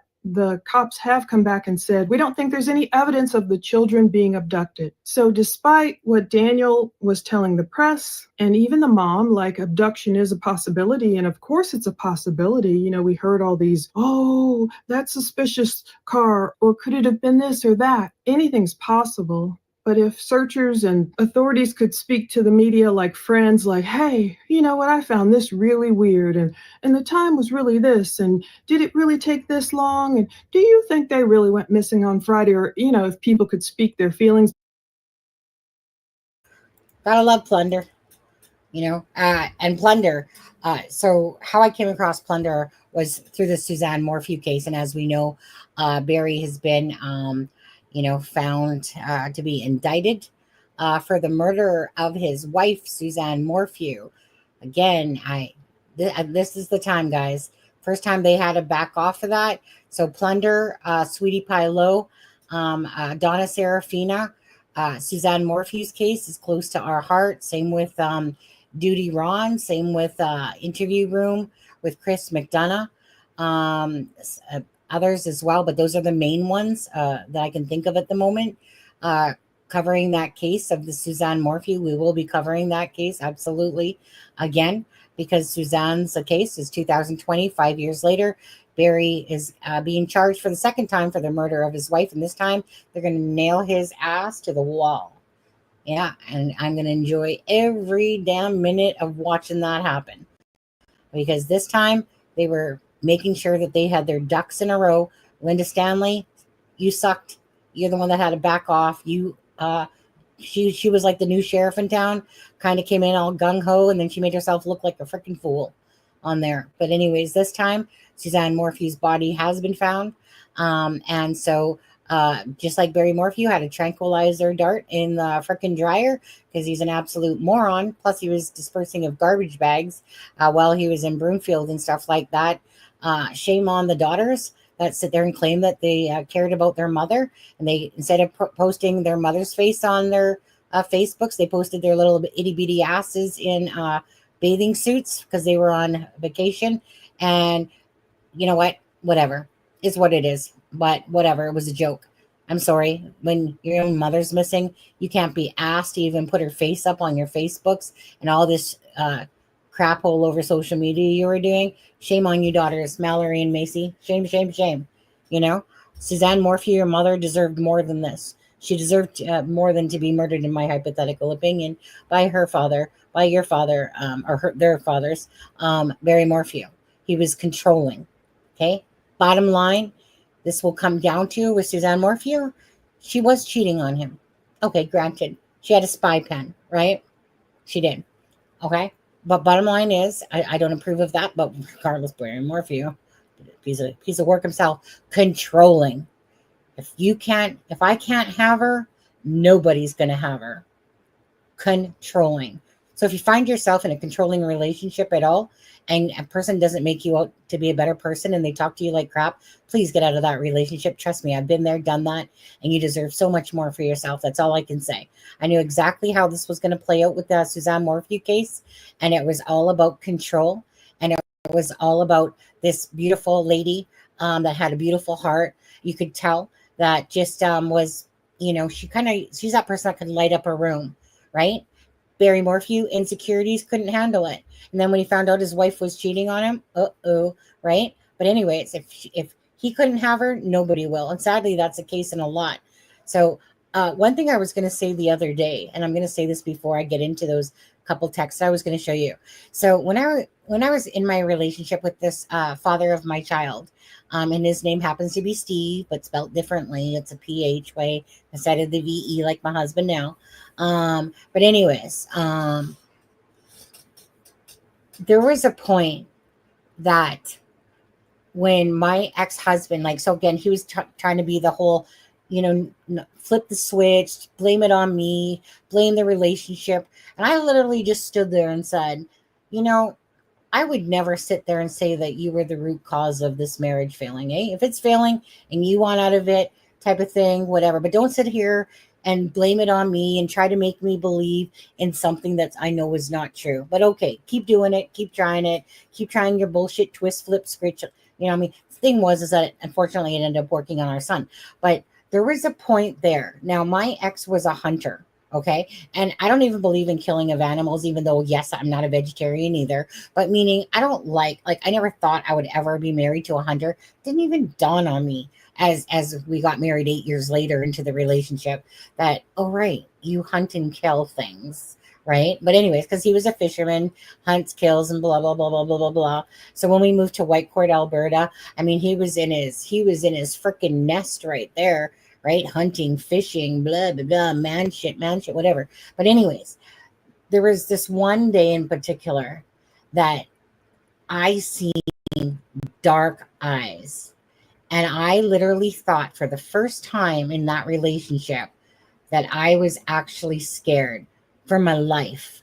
That's when I knew that this was no good to keep trying to be friends in a sense. Meaning, in that relationship, I was in Whitecourt, Alberta. All my family lived here. I had nobody. It was just me, my husband at the time, and our son. And I always kept thinking I was doing the best thing, because I could have easily have still been his friend. I could have lived underneath the same roof with him and it been fine, right?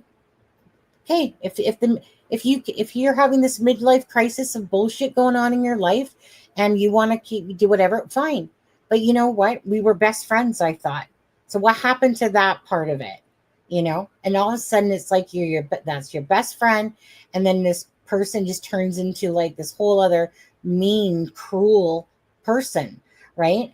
And so when this one day he's just like looking at me and he's just like, you're just a fucking selfish bitch and you just care, and blah, blah, blah. And I seen his eyes turn into dark, like dark black. And I literally, for the first time, ever felt that there was a gun in our garage and he looked like he wanted to kill me. And that was the first time I ever felt where I was scared. But that's when I also knew that it was time to move out of there, because obviously he couldn't handle us just even being friends, right? But that's when I literally realized that people can take things to a whole new level in the midst of their anger, as we see in a lot of these cases with husbands and wives and that they do these things in the midst of their anger and whatever. So for that reason, I'll say that was the only time I can say that I literally feared for my life, knowing that there was a gun, because I don't believe in having guns around. We're not the US here, people, right? Guns and that, they're hard to get. And it's not like they're a dime a dozen out here, that they're just not, right? Unless you're a hunter, unless specific reasons. Other than that, guns are hard to come by. We have very strict gun laws here. But anyways, so when I was following this case with Suzanne Morphew, I knew they were from Indiana and they had moved to Colorado. And so anyway, bottom line is that I could tell that this was one of those controlling relationships, and that she died because, and I didn't know the affair at the time, but that she died at the hands of him because he was controlling, and you could see, and it just reminded me of my personality and my ex-husband's personality, or what he became. And I just knew at the end of the day that his plea for his wife was as fake ass as you can get, like Christopher Watts, and stuff like that. So again, anyone that is in a controlling relationship, whether it's Malehya, whether it's yourself, whether it was Suzanne Morphew, and fortunately for Suzanne Morphew, she's dead. She's dead. Her life was taken, and he hasn't been charged, so we can't say that he's guilty yet, but in my eyes, I know he's guilty. In my public court of opinion here on this one. So people that are in domestic situations and stuff like that, honestly, if I could beg you that I don't care if you're male or female, but if you're in an abusive relationship and somebody doesn't make you a better person and they try to tear you down and they're jealous and they're trying to control you, you deserve so much more. So get out of it. You deserve so much more for your life. We're here for a good time, not a long time, right? That song. So have a good time. The sun doesn't shine every day, because you never know when your last moment is ever going to be or come.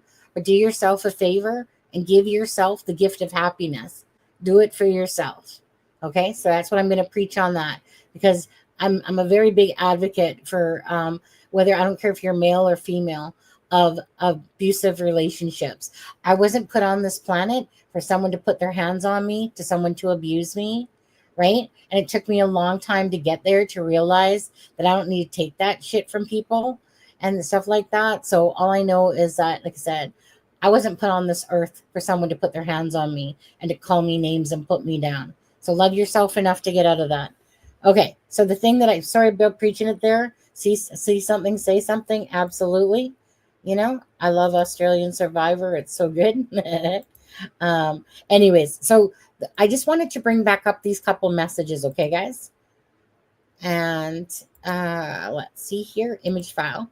I had to go refine them from Belinda. I know I have them, but I have so many messages and I'm not organized. Okay. I'm not an organized person, but I can find shit if I have to. Okay. So The first one I'll show is this one again. Okay. So Malehya is talking to Belinda, right? And she says, Malehya, can I ask you a question? Why did you stop visiting with the kids? Why did you stop visiting with the kids? Just thought you needed time to convince Daniel he had nothing to worry about. I remember you said he thought you were only coming to see Cody. Enough said, right? Jealousy, right? Malehya's words, okay? But she also doesn't realize that these messages are right here, probably splattered on a channel, okay? Private conversation. And I don't understand because we invited him too. Now, I'm going to bring up the next message, so just hold on, because the next message has the same bottom part of the other message, okay? Which is it this one? He never wanted me to go, and I never knew why he was controlling. Belinda says, why didn't you give us your address? We would have gladly come for visits. Malehya says, he never wanted to give it. I never wanted to stay there. And then she said, I really wish you would have reached out. We would have done what we could to help, is what she said, right? That's not a great relationship. Put that into perspective with Daniel saying, the Daniel that you used to know, the Daniel that wants to take you back to that waterfall. That Daniel, the one I pretended to be a good guy, that Daniel perhaps, because that's a very insecure person that needs to control women. But I know that these are Malehya's words, but I also believe her. I also believe that she's had a lot of shit thrown at her during her lifetime, probably more than anyone should wish to ever have happen to them and see, but I think that this says a lot about Daniel and his comments about Malehya, you not good, you bad mother, Malehya. I did everything, Malehya. Well, you did nothing, Malehya. I was doing everything, stuff like that, right? Again, that's that kind of push-pull thing where they're like, I'm not trying to speak bad about her, but God, she was a shitty mom. God, I did everything for her, stuff like that, right? But I don't want to speak bad about Malehya. Bullshit. It's because you're a control freak and you're trying to control her, right? No wonder she wanted out of there. And maybe she did hide the children on you. Like, not because they're your children, but maybe she wanted out of her crappy relationship with you, Daniel. Maybe that's the reason that the old Daniel wants to come back and why you're using the interviews to project your subliminal message to Malehya. Please, everyone, take it easy on Malehya's health and mental health issues, because, we have a daughter and da-da-da-da-da, right? Well, that's the same Malehya that left your ass, right? The one that you still have your head so far up her ass, you don't know which side of which is coming out, right?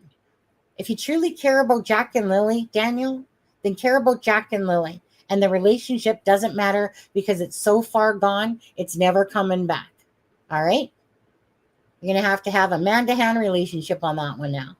Other than that, if Malehya left you because she was really trying to get out of there and things went sideways, right? Well, we're at a month and 22 days, basically, or 20 days that this bullshit has been going on. Because your lying ass and her lying ass can't actually tell the truth to say what happened to Jack and Lily when you guys know, hypothetically, allegedly, potentially, you guys know everything about it on that stuff. Okay. And there's one more that I wanted to show you. Present. And it just so happens, and I got to make sure I pull up the right one because I pulled up this one, and I want to say it's this one. Look at the time of this, people. Look at the time of this. 11:11. This one happens to say, whatever. So this was one of multiple messages, but I wanted to show you this one. So this is talking to Belinda, talking to Daniel, okay? So she was awake and you were asleep. She was awake at 6 to mark them absent. I was asleep. Doesn't that always sound ironic? Well, I was asleep, but I know that she marked them absent at 6. But I was 3 sheets to the wind there. So I was asleep, but she marked them at 6. Okay.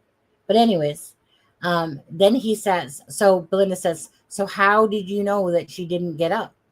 And he goes, well, that's the thing. I see Lily twice that morning, but drifted back to sleep for like 20 minutes.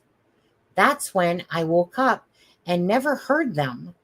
But maybe I woke up because Malehya crawled back into bed, and fuck, I never thought about that, is what he said. You know? Well, I don't know, because we got 8 o'clock that the children were last seen. Apparently, Malehya zoomed them off in a vehicle, right? Lily and Jack. And that's where the 8 o'clock came from. But according to your asses, you guys got into a freaking truck right away. You spent like 20 minutes was the maximum it could have possibly happened in, even though 8 o'clock is being said, right? So all of a sudden, I guess you woke up 20 minutes to 9:40 when the police were actually called. And somehow in that 20 minutes, a 6 and a 4-year-old managed to just freaking magic carpet out of there, right? Because that timeline just reeks of shit. But anyways, so you drifted back to sleep for like 20 minutes. Never, when I woke up, I never heard them. But maybe because they went out that sliding door, that cruggedy old sliding glass door that doesn't make a noise, along with that pathetic patio that looks like it's about to break off of its freaking hinges on there. And then you got Janie that's over in the camper. And then Daniel claims that his mom heard a noise, but not sure because the dogs barked a couple times. But Daniel said that when he was yelling for the kids, in his own words, when he was yelling for the kids, that's when his mom came out. So how could both be true? Right? Who's lying? Who's lying? Okay. So again, Daniel says that he was racing around. Malehya's like, oh my God, my kids, my gut instinct. Instantly, I called 911, right? I'm sorry, but what happened to 8 o'clock again then? Because remember, 8 o'clock has a time slot too, right? But again, Daniel says that he was outside screaming the kid's name. Malehya wasn't doing shit. She was on her phone. She was freaking, Janie said that she had this look of worry. But Daniel said that his mom came out of the camper because she heard him yelling the kids' names. So how is that true? And how could possibly Malehya putting the kids into a vehicle at 8 o'clock be true? And Janie came out a few minutes later after the vehicles disappeared. So there's absolute bullshit going on there, regardless that they're full of shit, right? And nobody says, right? And this is to Malehya's side. Nobody says, Malehya, okay, in your rickety ass interview that you did, that sucked ass more than any interview I've ever seen. Nobody ever says, it was raining today or yesterday, but today it's warm. And I just hope, that today it's sunny. And I hope that they're just warm. Not that I hope that they come back.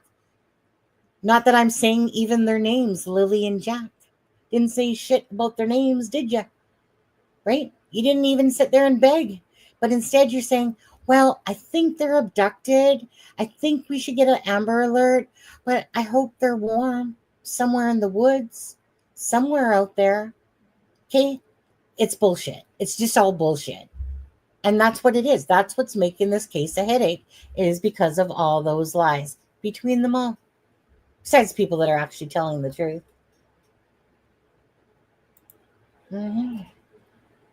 Okay, so, yes, I've been separated from him for 12 years ago. Definitely in a better place. Good. I've been, like I said, married with my husband now for 10 years coming up. And I feel like the world said, you know what? you know, you've picked some of these fucking duds along the way, you know, these little abusers and shit like that. People that try to tear you down. Actually, my ex-husband, I can't really put him in quite the same category. You know, me and him were very good friends. Like we were a good couple. Everyone thought we were the perfect couple. I thought we were the perfect couple. I didn't realize that he would have all these insecurities. No, I knew I was smart enough when I was 26 to know that he had daddy issues because his dad was killed by a drunk driver. So I knew at some point that he would implode, and he did. And when he imploded, wow, jerk off came out. When somebody has their own issues going on, right? Like I said, you're to blame, you're to blame, you're to blame. My husband now even tried to pull that shit a little bit with me and stuff like that. And I was like, don't even go there. You're not going to freaking reincarnate my ex right in front of me, are you? Because they get in these moods, right? We all do sometimes. We get in these moods, you know, where we're, you know, life is shooting a bunch of darts at us. Sometimes it's hard not to freaking, you know, throw a little dart back sometimes and whatever. But hi Jesus. But anyways, I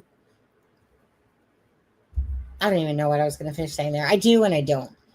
It's kind of like, is it important? Is it not? Bottom line is that still love yourself, Jack and Lily. I pray that you guys. Oh, let me put the little pretty faces back up there. I pray that that life treats you kind and that you guys are found, and that whoever has you is taking good care of you for now until you guys are found. I really truly hope that that's the case.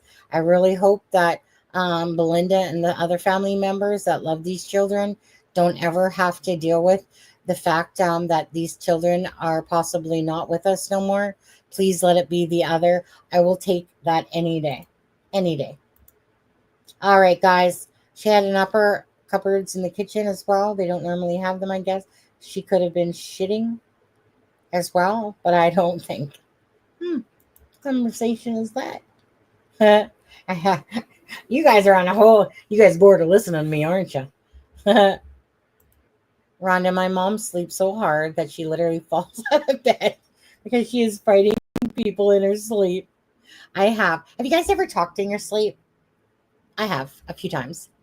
There's a couple times that I literally too whacked over and swacked my husband and was like, he cheated on me. Oh wait, it's just a dream. But there's sometimes because I will call them nightmares. I won't even call them dreams. You know, they're not even like, yeah. Anyways, I have nightmares more or less, and I can have a day full of stuff. Yeah.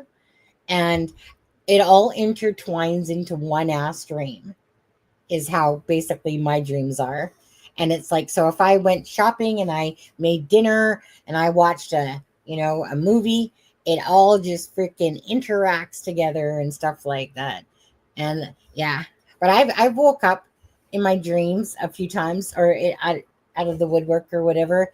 And I'm like, no, I don't want to fax anymore. No, I'll do the faxing tomorrow. Okay. or when I don't do it so much no more, but I could freaking snore like a grizzly bear. Okay. Like, I don't know what it was, but there was a point when my mom was dying over there, but within about like a year, I could literally chop down an entire forest with my snoring. I literally had freaking people recording me. Literally. I literally had nurses when my mom was dying, and they're like, what the heck is that noise? I would fall asleep just like that. And I would be like, I'm not kidding you guys. I like snarking up a storm. And I was like, holy shit, even I can wake myself up from that. It kind of went away for the most part. If I'm sleeping on my back is usually when I snore, but I was snoring like you never, nobody would they'd probably want earplugs near me.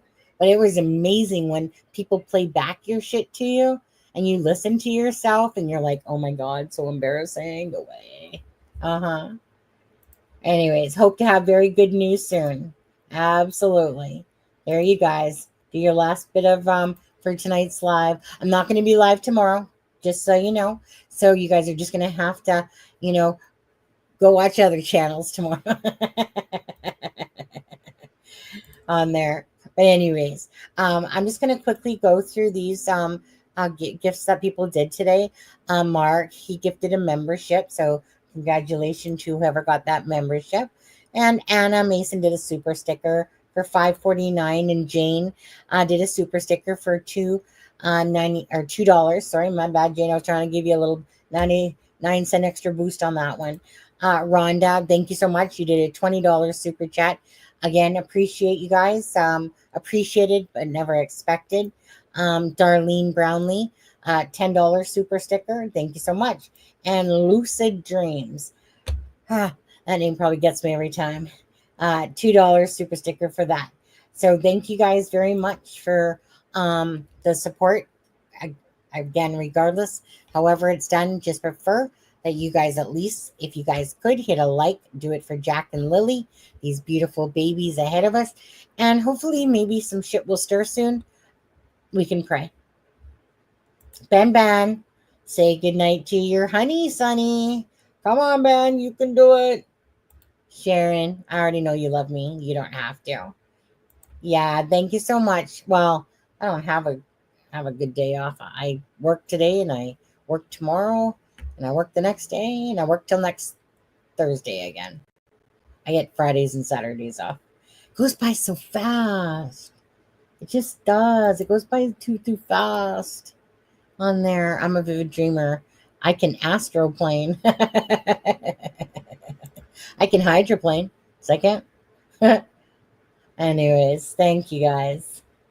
Bring Lily and Jack home. Yeah. Good night, Vanessa. Wait. Is that all, Ben? Just good night, Sonny?